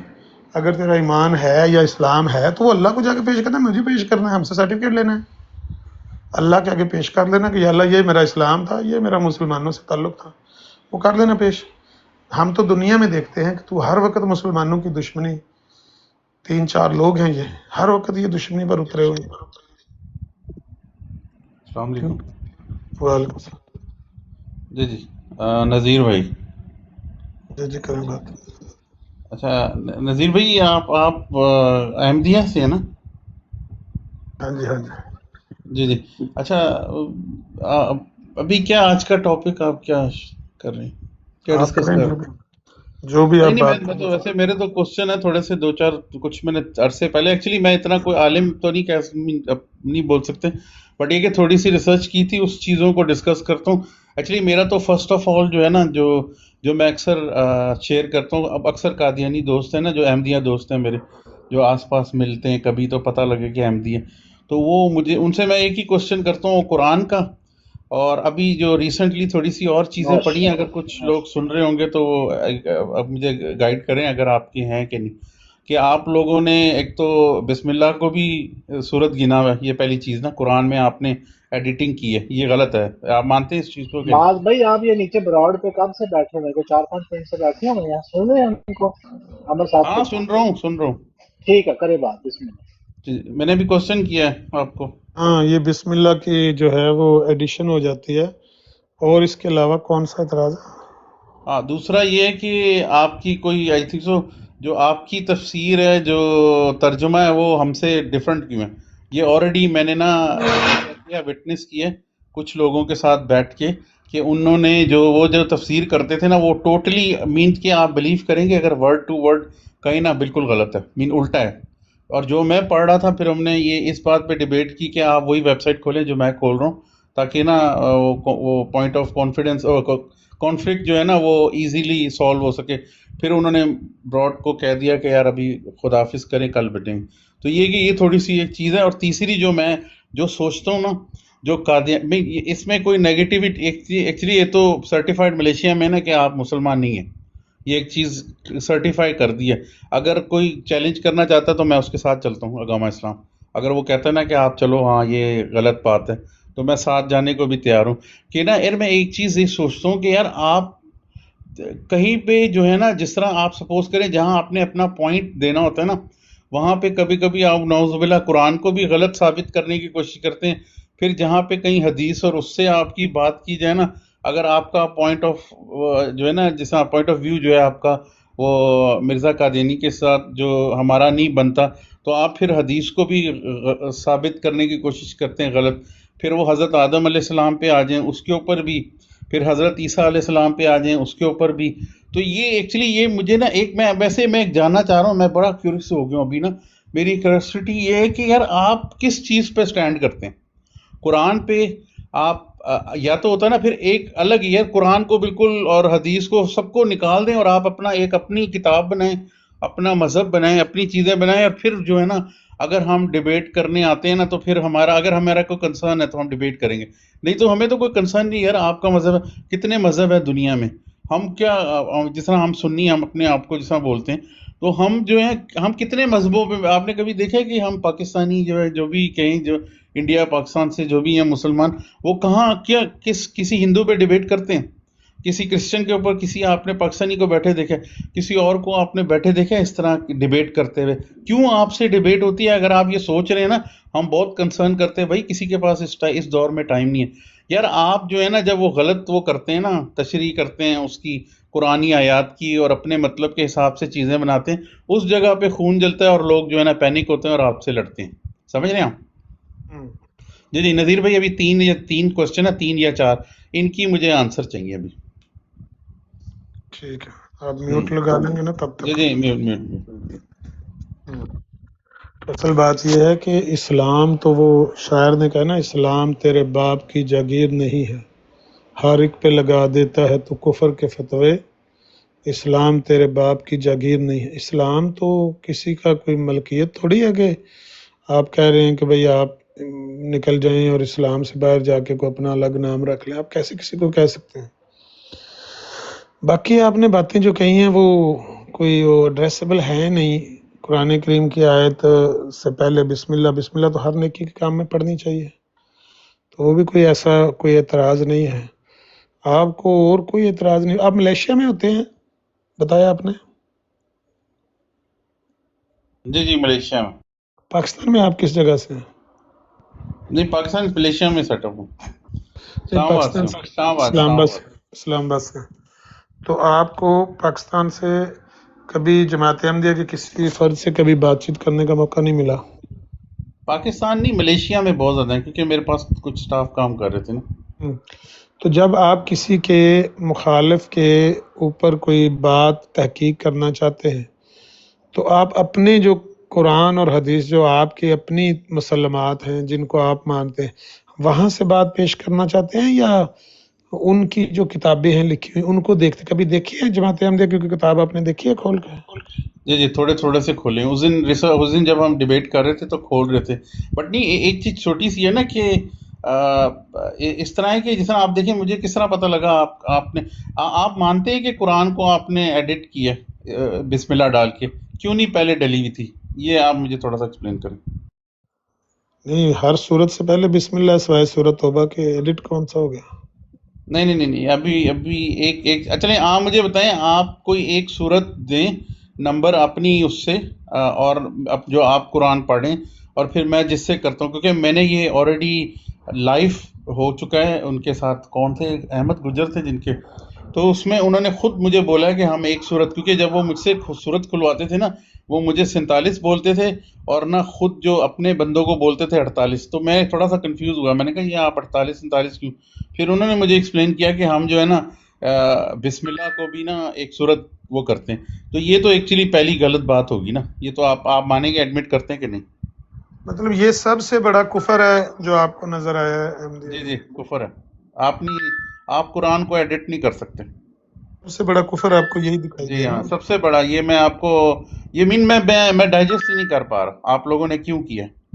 بہت بہت شدید آپ کو غصہ ہاں نہیں غصہ نہیں ہے، آپ بات کو دوسری طرف نہ جو ہے، آپ میچور بندے، داڑھی سفید ہے آپ کی، مجھے غصہ نہیں ہے، میں آپ کو کہہ رہا ہوں ڈائجسٹ نہیں کر پا رہا، میں ہضم ہی نہیں کر پا رہا. آپ نے کیوں کیا اس کو چینج؟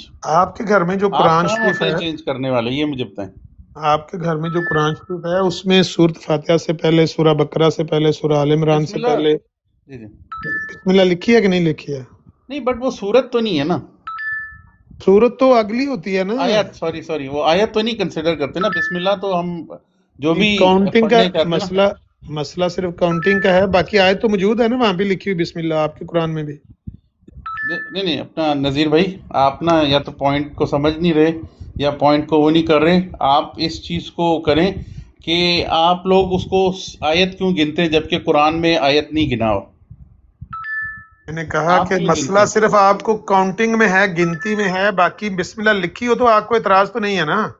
جی سوری، سورت سے پہلے، سورہ بقرہ سے پہلے، آل عمران سے پہلے بسم اللہ لکھی ہو تو آپ کو کوئی اعتراض نہیں ہے، اس کے اوپر نمبر نہیں وہ ہونا تو ہر جگہ ہر صورت میں لکھی ہے. آخری صفحوں پہ جائیں، ہر صورت پہ، ہر سورہ ناس پہ، سورہ فلق، ہر صورت پہ لکھی ہوئی ہے. وہ آپ میرا پوائنٹ نہیں سمجھ رہے نا. میں سمجھ رہا ہوں آپ آپ پھر کا. اس طرح تو آپ ہر بسم اللہ کو ایک صورت گننا شروع ہو جائیں گے، اور ساری آیت گننا شروع ہو جائیں گے. میرا کہنے کا مطلب ہے کہ آپ کو اعتراض ہے 1 2 3 پر، آپ کو بسم اللہ لکھی ہوئی پر اعتراض نہیں ہے. سوری، سورت سے پہلے بسم اللہ لکھی ہو تو آپ کا کوئی اعتراض نہیں، صرف اس کے ساتھ دائرے میں نمبر 1 نہ لکھا ہو، یہی اعتراض ہے نا. اچھا نہیں سوری، آپ احمدی ہیں کہ آپ سنی ہیں؟ کیا ہوں میں؟ اسلام احمدیت یہ زندہ پیچھے ایک باد. بندہ عائشہ نام کا کوئی بندہ، عائشہ لڑکی کر رہی ہے کہ آپ میسج آپ جو نیچے ہے. نہ پڑھیں، آپ اوپر ڈیبیٹ کرنے آئے ہیں تو نیچے میسج نہ پڑھیں. آپ نہیں میری آپ ابھی سنی ہے تو ان سے کیا ڈیبیٹ کروں میں؟ سننی کیا ہوتا ہے؟ اہل سنت جو ہوتے ہیں. اہل سنت تو نہیں آپ یہ بتا دیں نا، آپ احمدی ہیں کہ آپ؟ میں تو احمدی ہوں. ہاں چلیں پھر صحیح ہے. یہ پتہ بھائی نہیں یہ کب نیچے سارے کچھ احمدی بات ہیں، ہوئی. بلکہ سوری وہ یہ میں نے مرزا وہ صاحب ہو کو گیا، ڈائیورٹ ہو گیا. مرزا اچھا صاحب کو جی مرزا صاحب کو غیر شرعی نبی مانتے ہیں، یہ بھی اور میں بھی، ہم احمدیت ہیں. یار یہ تو چلو صحیح ہے. چلے پہلے یہ اس کی کر دینا، پھر ہم ان کے اوپر بھی آتے ہیں. ان کے آپ کے جو ہے نا مرزا قادیانی صاحب. جی یہ صورت کا بتائیں. آپ نہیں مانتے کہ غلط کی ہے، یہ غلط ہے. آپ نہیں، اس میں کس طرح کر سکتے ہیں آیت بنا سکتے ہیں اس کو جبکہ قرآن میں نہیں بنی ہوئی؟ آپ کیوں بنا رہے ہیں؟ آپ بھی مان رہے ہیں تو کہ غلطی اس میں نہیں ہے. غلطی صرف اتنی ہے کہ وہ نہیں 1 نہیں لکھا ہونا چاہیے، وہ ہندسا نہیں لکھا ہونا چاہیے، باقی تو بسم اللہ لکھی ہونی چاہیے. یہ تو آپ بھی نہیں کہہ رہے آپ ہیں. کو ایک بڑا نانسنس سا ایک ڈیبیٹ شروع ہو گیا. آپ لوگ کیوں اس کو ایڈٹ کر رہے ہیں؟ پتہ ہے ایڈٹ کہاں ہو گیا بھائی جان؟ آیت آپ کے اور قرآن بھائی میں بھی کیوں لکھی لکھ ہوئی. رہے ہیں یار؟ آپ اس کو کیوں کنسیڈر کر رہے آپ ہیں کے آیت قرآن میں جبکہ ہے نہیں نہیں؟ لکھا، آپ کے گھر جو قرآن اس میں نہیں بسم اللہ لکھا ہوا. نہیں ہے اس میں آیت نہیں ہے بسم اللہ، بس شروع کے لیے ہم پڑھتے ہیں جس طرح شروع کرتے ہیں اللہ تعالیٰ کے پاک نام. بٹ یہ کہ اس کو آیت تو نہیں کنسیڈر کرتے نا. آپ نے تو ٹوٹلی ان کے نمبر ہی ڈفرینٹ کر دیے آیتوں کے. بھائی مسئلہ تو پھر نمبروں میں ہے نا، آیت میں تو مسئلہ نہیں ہے آپ کو. آیت کی تو نہیں، قرآن میں تو نہیں میں کہہ رہا، میں آپ کو یہ کہہ رہا ہوں کہ آپ اس کو اس طرح کیوں یوز کر. او مائی گاڈ.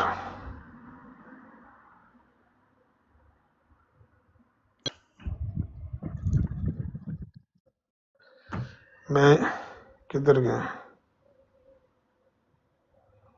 ہاں مجھے بھی لگ رہا ہے کہ مناظرہ ہارنے لگا میں. اسلام ہار ہی احمدیت زندہ باد.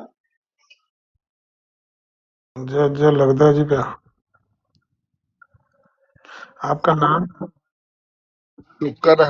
شکر ہے میں اندھا ہوں، بہرا ہوں اور گونگا ہوں. شکر ہے، بس یہی کہنے آیا تھا. ان کا نام کیا لکھا ہوا ہے؟ وہ سمجھ نہیں آ رہا، ماضی یا کیا لکھا ہوا ہے. میرے خیال ہے میر لکھا ہوگا یا ماضی मोहित हो गए याद माजी अजाब है या रब, वही था। छीन ले मुझसे हाफिजा मेरा। क्या बनेगा इस कौम का जिसमें इस तरह के लोग घूम रहे हैं? तो मतलब वो हमारा एक यार कहता था कि जब तक लालची मौजूद हैं, जो नौसरबाज और ठग है, उनकी दुकान बंद नहीं हो सकती, वो भुखा नहीं मार सकता। जब तक लालची मौजूद है ना, ठगों का भूखा मरना नामुमकिन है।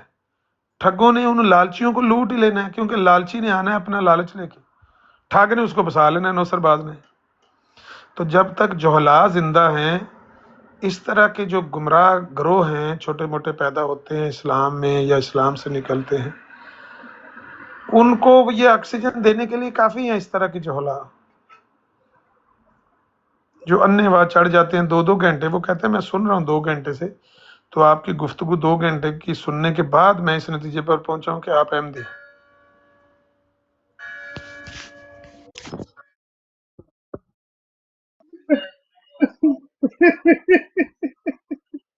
अच्छा, वहां पर भी मुनाजरा करते हैं? फिर कह तो रहे हैं कि वहां पर मैं मुनाजरा करते हैं। अच्छा, वापस आ गए दवाई पेश आपने कर मीर दिया। सलीम साहब से मुनाजरा किया है भाईजान? याद माजी अजाब है यारब। माजी साहब, मलेशिया में आप हैं, मोहतरम माइक खोलें जरा। हेलो,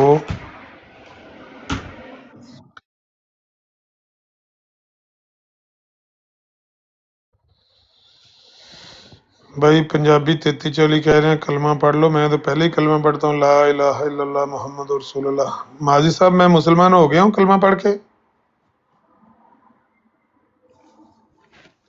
अच्छा, 1 मिनट, ठीक हो गया।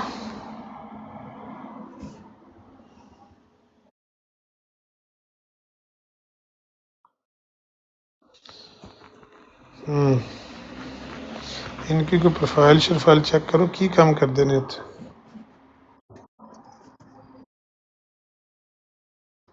डिबेट वगैरह ही करते हो ना इंटरनेशनल प्लेटफार्म के उत्ते, हैं? माशाल्लाह। मैं कहा डिबेट ही करते हो ना इंटरनेशनल प्लेटफार्म, ट्विटर ते, यूट्यूब पे। हाँ।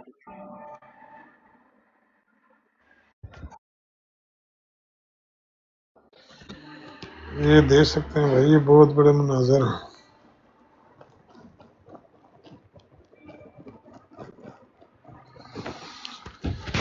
तो उनकी जो दुकान है ना, वो इन लोगों ने बंद नहीं होने देनी।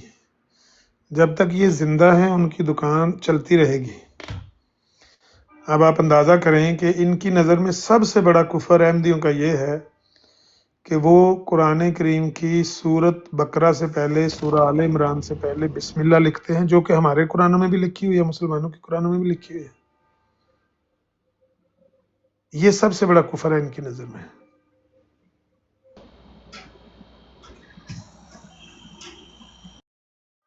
आ जाओ जी, तुसी की ना ਤੁਹਾਡਾ ਮਰਬੀ ਸਾਹਿਬ, अपना अताल मुजीब साहब, जी आपने अस्सलाम कलमा। वालेकुम रहमतुल्लाह। वालेकुम सलाम रहमतुल्लाह व बरकातहू। जी मौलाना आमर साहब क्या कहना चाह रहे हैं आप?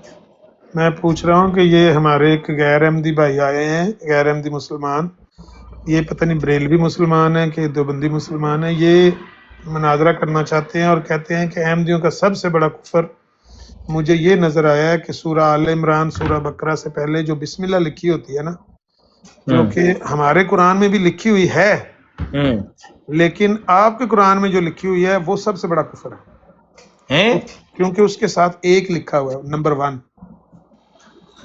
ये कौन कौन साहब है? ये गैर अहमदी है? ये गैर अहमदी मुसलमान है, ये पता नहीं बरेलवी हैं या देवबंदी हैं। मैं इनके मुंह से सुनूंगा तो मुझे यकीन होगा, वगरना तो मैं यकीन नहीं कर सकता कि गैर अहमदियों के अंदर इस तरह के लोग अब आ चुके हैं कि वो इस तरह के ऊपर जो है वो इन चीज़ों के ऊपर फतवा देंगे। आज तो यही फतवा लेकर आए हैं। सबसे बड़ा कुफर अहमदियों का ये है کہ سورہ توبہ کے علاوہ جتنی صورتیں ہیں ان سب سے پہلے بسم اللہ لکھی ہوتی ہے. وہ مسلمانوں کے قرآن میں بھی لکھی ہوئی ہے, احمدیوں کے قرآن میں بھی لکھی ہوئی ہے. تو جو احمدیوں کے قرآن میں لکھی ہے اس پر ان کو سب سے بڑا اعتراض ہے اور کہتے ہیں کفر ہے سب سے بڑا. السلام علیکم نذیر بھائی, سوری آپ نا وہ مس انڈرسٹینڈنگ ہوگی تھوڑی. وعلیکم السلام. اچھا جی میرے نا دوست نے نا بھائی شیئر کیا کی کہنا تھی چاہ رہے ہیں کہ آپ؟ یہ جو بات آپ کی طرف منسوخ کر رہے ہیں کیا ایسی طرح بیان سوری کیا آپ نے؟ نہیں مس انڈرسٹینڈنگ ہے. اچھا میرے نا یہ کوشچن ہے نا جو 4-5 یہ نا میں نے نا احمدیوں سے لیے ہیں. میں نے بڑی دیر نا 8 گھنٹے نا بحث کی تھی. اچھا یہ چیزیں جو ہے نا یہ ان کے ساتھ میری ڈسکشن ہوئی تھی اور میں وہ یہ جو نا جاننا 8 چاہتا گھنٹے ہوں.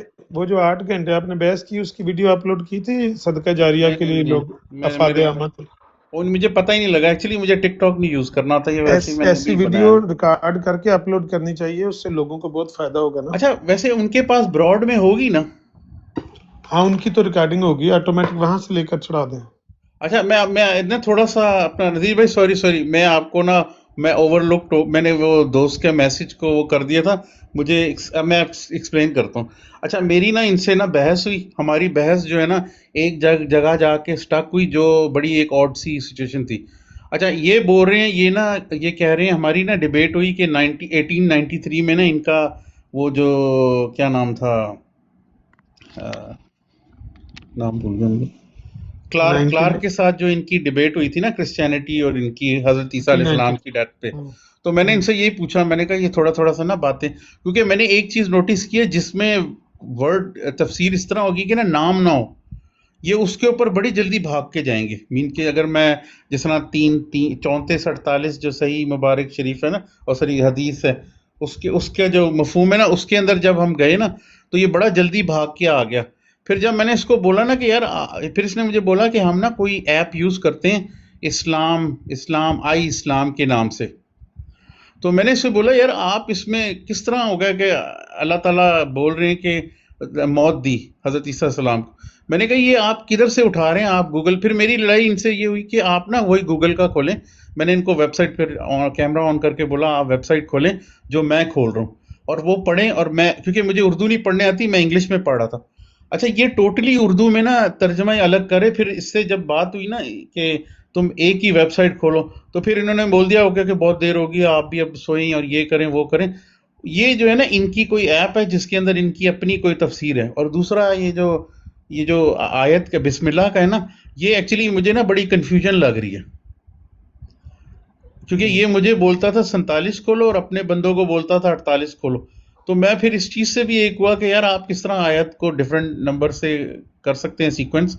اور جو یہ ابھی میں نے آپ کے ساتھ جس طرح ابھی تھوڑی سی ڈیبیٹ کی تھی, وہی جو 4 سوال کیے تھے, یہ مجھے ان سے ملے تھے جو میں بڑا نا میری سے لڑائی یہ اسی بات پہ ہوتی ہے کہ ہمارا قرآن نہ پڑھیں. بس قرآن تو سب کے پڑھنے کے لیے نا بھائی جان. مین کہ جس طرح نہیں ایکچولی یہ مطلب میرے مائنڈ میں کس طرح آیا تھا قرآن کا. ہم نا 1-2 دفعہ نا یہاں پہ ایک جگہ ہے ادھر نا یہ بہت زیادہ رہتے ہیں, اسٹیٹ ہے ملیشیا کی. تو ادھر نا ہم نا ایک بندے کو ملنے گئے, وہ ان کا ناظم جس طرح نہیں کہہ سکتے, جس طرح کمیونٹی کا ہیڈ ہوتے ہیں. اچھا میں نے ویسے ہی ان سے پوچھا, میں نے کہا یار آپ قرآن پڑھتے ہیں تو آپ تو حضرت صلی اللہ علیہ وسلم کو مانتے نہیں ہیں آخری نبی. اور کہتے ہیں یار جو ہم یہ پڑھتے ہیں نا یہ ہم یہ اس طرح پڑھتے ہیں کہ اس میں جو لکھا ہوا ہے نا یہ ہمارے جو مرزا ہے نا ان کے لیے لکھا ہوا ہے. تو یہ چیز جو ہے نا مجھے بڑی کنفیوژن ہوئی تھی. میں نے کہا یار آپ ایک اپنی کتاب نہیں بنا سکے اس کی فضیلت کے اس کے بیانات کے ان کی کیا پرسنالٹی تھی, کس طرح تھے. تو اس چیز سے پھر نا میرے مائنڈ میں تھوڑا سا ہوا کہ میں اکثر قادیانی کو ملتا ہوں نا, میں ان کو یہی کوشچن کرتا ہوں کہ یار آپ ہمارا قرآن کیوں پڑھتے ہیں اپنے مذہب کے لیے. آپ سمجھ رہے ہیں جس طرح نذیر بھائی کہ سپوز کریں کہ کوئی کرسچن یا کوئی وہ پڑھے اپنے مذہب کے لیے ہمارا قرآن, یہ نہ سمجھے کہ اللہ اور رسول کے بارے میں وہ یہ سوچے کہ جس طرح وہ اپنے مذہب کے لیے پڑھ رہا ہے. جو مخالف ہے وہ تو آپ کی کتاب سے آپ کے مسلمات سے اپنا مطلب نکالے گا نا, جو بھی اس کی خواہش ہے وہ تو آپ کی کتاب سے وہ نکالے گا. آپ کا فرض ہے کہ آپ اس کی کتاب سے جا کر اپنا مطلب تلاش کریں. جی وہ آپ کی کتاب سے اپنا مطلب تلاش کر کے آپ کے سامنے رکھتا ہے. آپ اس کی کتاب سے جا کر اپنا مطلب تلاش کر کے اس کے آگے رکھیں. مثال کے طور پر آپ کو غصہ آتا ہے کہ وہ قرآن پڑھتے ہیں, قرآن کی آیتیں کوٹ کر کے آپ کو دھوکہ دینا چاہتے ہیں, تو آپ مرزا صاحب کے الہامات پڑھیں نا ان کے سامنے, ان کو کہیں کہ یہ جو الہام ہے, ہے کرشن ردر گوپال تیری مہما ہو تیری استھتی گیتا میں موجود ہے, یہ کب پڑھیں گے, یہ کب لوگوں کو پڑھ کے سنائیں گے, اور اس کا معنی لوگ ڈینائی کر دیتے کیا ڈینائی کر دیتے ہیں کہ یہ چیزیں نہیں کی, جس طرح میں لاسٹ ٹائم ان کی بیت کو تذکرہ میں کھول لکھا کے ہوا گوگل بھائی کر. ہاں جی جی میری بات سنیں نا, صحیح آپ کا نام پورا کیا ہے؟ ماضی. ماضی بھائی جان, بات یہ ہے کہ بات کرنے سے پہلے انسان کو اسٹڈی کرنا پڑتا ہے یا سننا پڑتا ہے, وہ سن کر یا پڑھ کر اپنے علم میں پہلے اضافہ کرتا ہے پھر بولتا ہے. صحیح. اگر پڑھے بغیر یا سنے بغیر آپ ڈائریکٹ کسی سے بات کریں گے تو نتیجہ یہی نکلے گا جو آپ بتا رہے ہیں. آپ پہلے سنیں, یہاں پر ختم نبوت کی بہت ساری براڈیں لگتی ہیں, اچھے اچھے ہمارے ساتھی ہیں, وہ بڑی بہترین بات کرتے ہیں, علمی بات کرتے ہیں. آپ ان باتوں کو نوٹ کریں, اپنے ذہن میں بٹھائیں, پھر ان کو باتوں کو لے کر خود تحقیق کریں, کسی پر ٹرسٹ کرنے کی بجائے. ابھی آپ کو نہیں پتا کہ ان کی ایک ویب سائٹ ہے alislam.org کے نام سے. جی جی علیہ السلام. یس یس.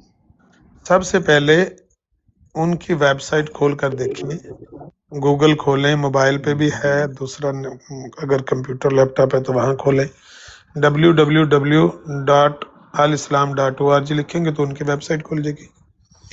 اس میں ان کی کتابیں پڑھی ہوئی ہیں, موٹا سروے کر لیں کہ کہاں کہاں کتابیں پڑھی ہیں, کس کس کی کتابیں پڑھی ہیں. سب سے اوپر قرآن شریف پڑھا ہوا ہے لائبریری میں, پھر نیچے مرزا صاحب کی کتابیں ہیں, پھر حکیم نور الدین کی ہیں, پھر بشیر الدین محمود احمد کی ہیں, پھر مرزا ناصر کی ہیں, پھر مرزا طاہر کی ہیں, پھر مرزا مسرور کی ہیں, پھر مرزا بشیر احمد احمد کی ہیں.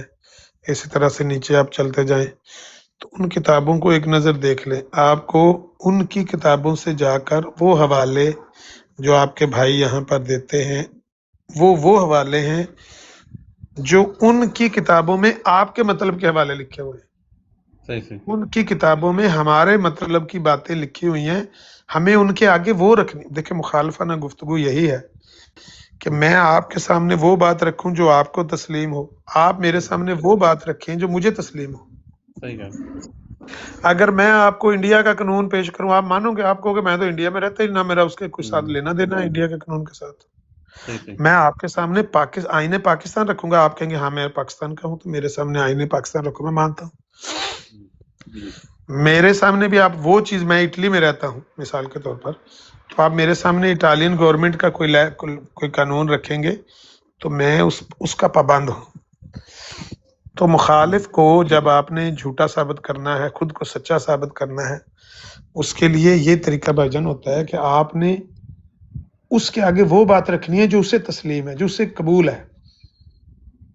قرآن شریف سے تو وہ چاہتے ہیں کہ وہ قرآن شریف سے کھیلیں, قرآن شریف کی آیتوں سے تروڑ مروڑ کے ان کو بات بدل کے آپ کے سامنے رکھیں اور آپ ٹکریں مارتے رہیں. ان کی کتابیں, ان کے مرزا صاحب وہ سارے پیچھے کیموفلاج کر کے رکھے ہوئے ہیں, وہ محفوظ ہیں, اور آپ قرآن شریف سے ٹکریں مار رہے ہیں. آپ کہتے ہیں اس آیت کا یہ معنی, وہ کہتے ہیں وہ معنی ہے, ترجمہ یوں نہیں یوں ہے, تو لگے رہیں, ان کا کیا اعتراض ہے؟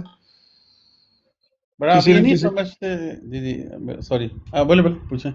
کسی نہ کسی دن آپ ادھے پچھدے کنوینس ہو ہی جائیں گے کہ اس آیت کا یہ مطلب بھی ہو سکتا ہے, جو وہ بیان کر رہے ہیں وہ بھی ہو سکتا ہے. کسی نہ کسی دن شاید آپ ہو جائیں کنوینس, لیکن اگر نہ بھی کنوینس ہوں گے تو نقصان تو کوئی نہیں نا ان کا.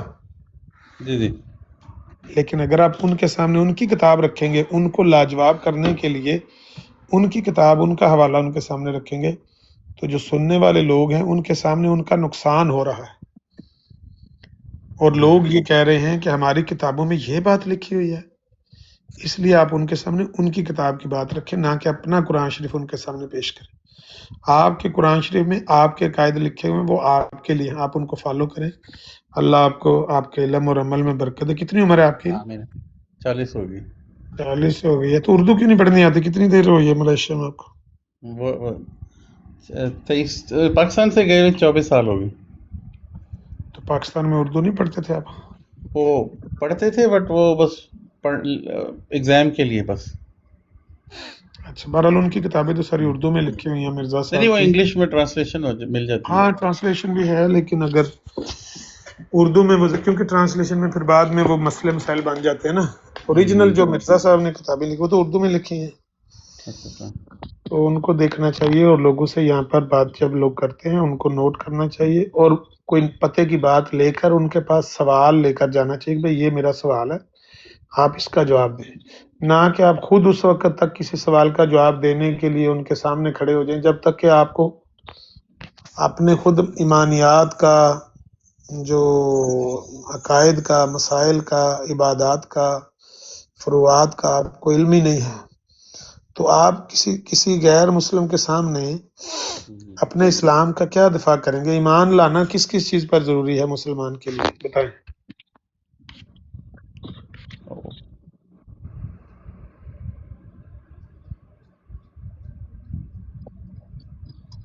نہیں ہے نا پتا آپ کو؟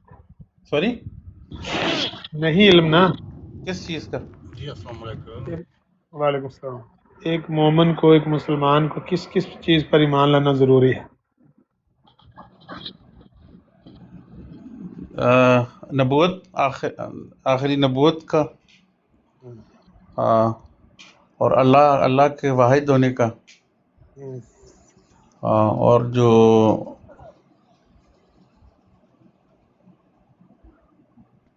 دیکھ لیں آپ کیا جواب دیں گے ان کے سوالوں کے جواب؟ تو وہ بندہ دے سکتا ہے جس کو اپنے عقائد کا اور مسائل کا پتہ ہے. تو آپ ان کے سوالوں کے جواب دینے کے لیے سینہ سپر نہ ہو, آپ ان سے کہیں میں جسٹ ایک اسٹوڈنٹ کی حیثیت سے میں جماعت احمدیہ کے اوپر سوال کرنے آیا ہوں, میں ایک سائل ہوں, میں مجید. یہی ریمارک کرتا ہوں.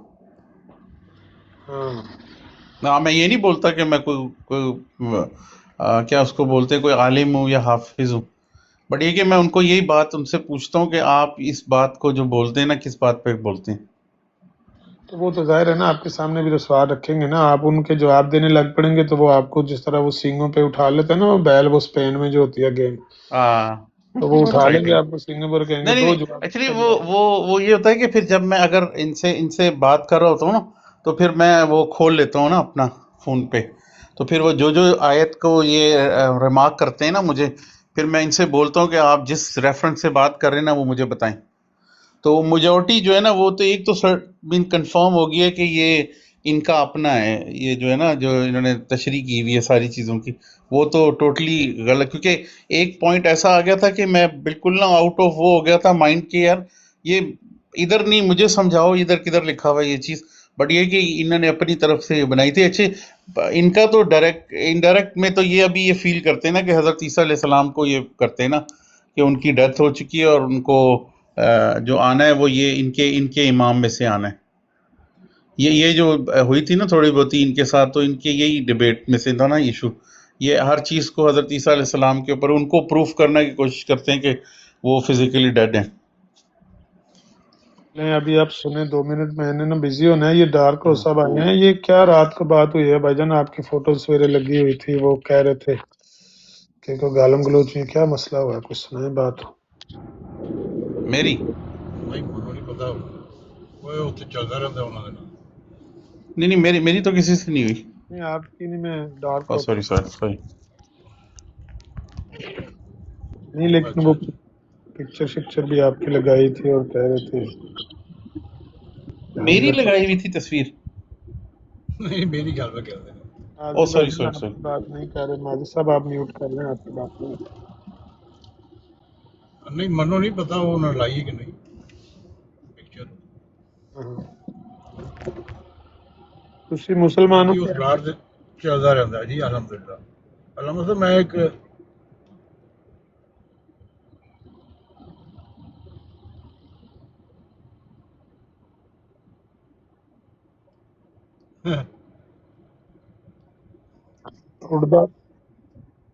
اڑدا تیر وکھی لے لیندے نے. ہاں کی گل ہوئی کہ لیا؟ چلو وہ چل رہا. میں علامہ صاحب چھوٹا سوال کرنا سی. حکم کرو. اے جڑا بھی بسم اللہ الرحمن الرحیم کی گل بھی ہوندی ہے اس وقت, تے یہ 27 دی تریح وچ بسم اللہ الرحمن الرحیم اے نمبر آ گیا 27 دا تریح قرآن مجید چ, تے دوبارہ ایک نمبر لانا ضروری ہے؟ نہیں یہ گل کیا کہہ جی میں کہہ رہا 27 دی تریح دے وچ بسم اللہ الرحمن الرحیم آئے تے وہ پھر ਇੱਕ ਨੰਬਰ ਲਾਣਾ ਕਿਉਂਕਿ ਉਹ ਅੱਜ ਦਾ ਨੰਬਰ ਤੇ ਆ ਗਿਆ ਨਾ 27 ਦੀ ਤਰੀਕ ਤੇ ਉਹ ਲਾਜ਼ਮੀ ਤੇ ਨਹੀਂ ਮੇਰਾ ਇੱਕ ਨੰਬਰ ਲਾਣਾ ਇਹਨੇ ਲਾ ਲਿਆ ਹੋਇਆ 27/3 ਵਿੱਚ ਬਿਸਮਿਲ੍ਲਾ ਆ ਗਿਆ ਜੀ ਜੀ ਬਿਸਮਿਲ੍ਲਾਹਿਰ ਰਹਿਮਾਨਿਰ ਰਹੀਮ ਆ ਤੇ ਜਿਹੜਾ ਪਹਿਲੇ ਵੇ ਉਹ ਤੇ ਸੂਰਤ ਦੇ ਸ਼ੁਰੂ ਕਰਨ ਤੋਂ ਪਹਿਲੇ ਜਿਸ ਤਰ੍ਹਾਂ ਹੁੰਦਾ ਹੈ ਉਹ ਬਸ ਉਸੇ ਵਾਸਤੇ ਲਿਖਿਆ ਨਾ ਪੂਰੀ ਸੂਰਤ ਤੇ ਜਿਹੜੀ ਉਹ 27/3 ਜਿਹੜੀ ਹੈ ਉਹ ਪੂਰੀ ਸੂਰਤ ਕਿੰਨੀ ਆਇਤਾਂ ਤੇ ਮੁਸ਼ਤਮਿਲ ਹੈ ਉਹਦੇ ਤੇ ਆਗਾਜ਼ ਵਿੱਚ ਸਿਰਫ ਬਿਸਮਿਲ੍ਲਾ ਲਿਖਿਆ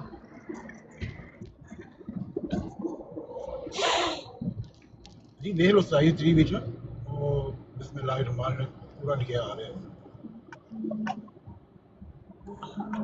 ਹਾਂ ਲਿਖਿਆ ਆ ਰਿਹਾ ਹੈ ਲੇਕਿਨ ਜਿਹੜਾ ਪਹਿਲੇ ਬਿਸਮਿਲ੍ਲਾ ਹੈ ਨਾ ਉਹ ਤੇ ਸੂਰਤ ਦੇ ਸ਼ੁਰੂ ਵਿੱਚ ਸੂਰਤ ਨੂੰ ਸ਼ੁਰੂ ਕਰਨ ਵਾਸਤੇ ਸ਼ੁਰੂ ਦੇ ਵਿੱਚ ਉਹ ਤੇ ਸੂਰਤ ਨੂੰ ਸ਼ੁਰੂ ਕਰਨ ਵਾਸਤੇ ਵੀ ਵਿੱਚ ਅਗਰ ਆ ਗਿਆ ਤੇ ਤਾਂ ਵੀ ਕੀ ਫਰਕ ਪੈਂਦਾ ਠੀਕ ਹੈ ਤੁਸੀਂ ਕਿੱਥੇ ਹੁੰਦੇ ਹੋ ਡਾਰਕ ਹੋਰ ਸਾਹਿਬ ਕਿਹੜੇ ਮੁਲਕ ਜਰਮਨੀ ਸਰ ਅੱਛਾ ਅੱਛਾ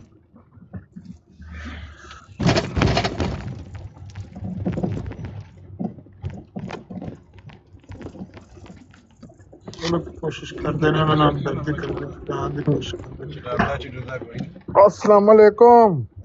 वालेकुम अस्सलाम रहमतुल्लाह वैस नहीं आया आज मैं करने लगा मैसेज करने लगा तो मैं बस 10 मिनट बाद कर दूंगा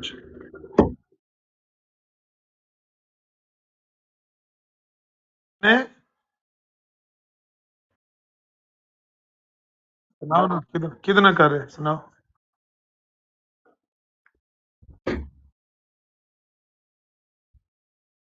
Pardon, Safina.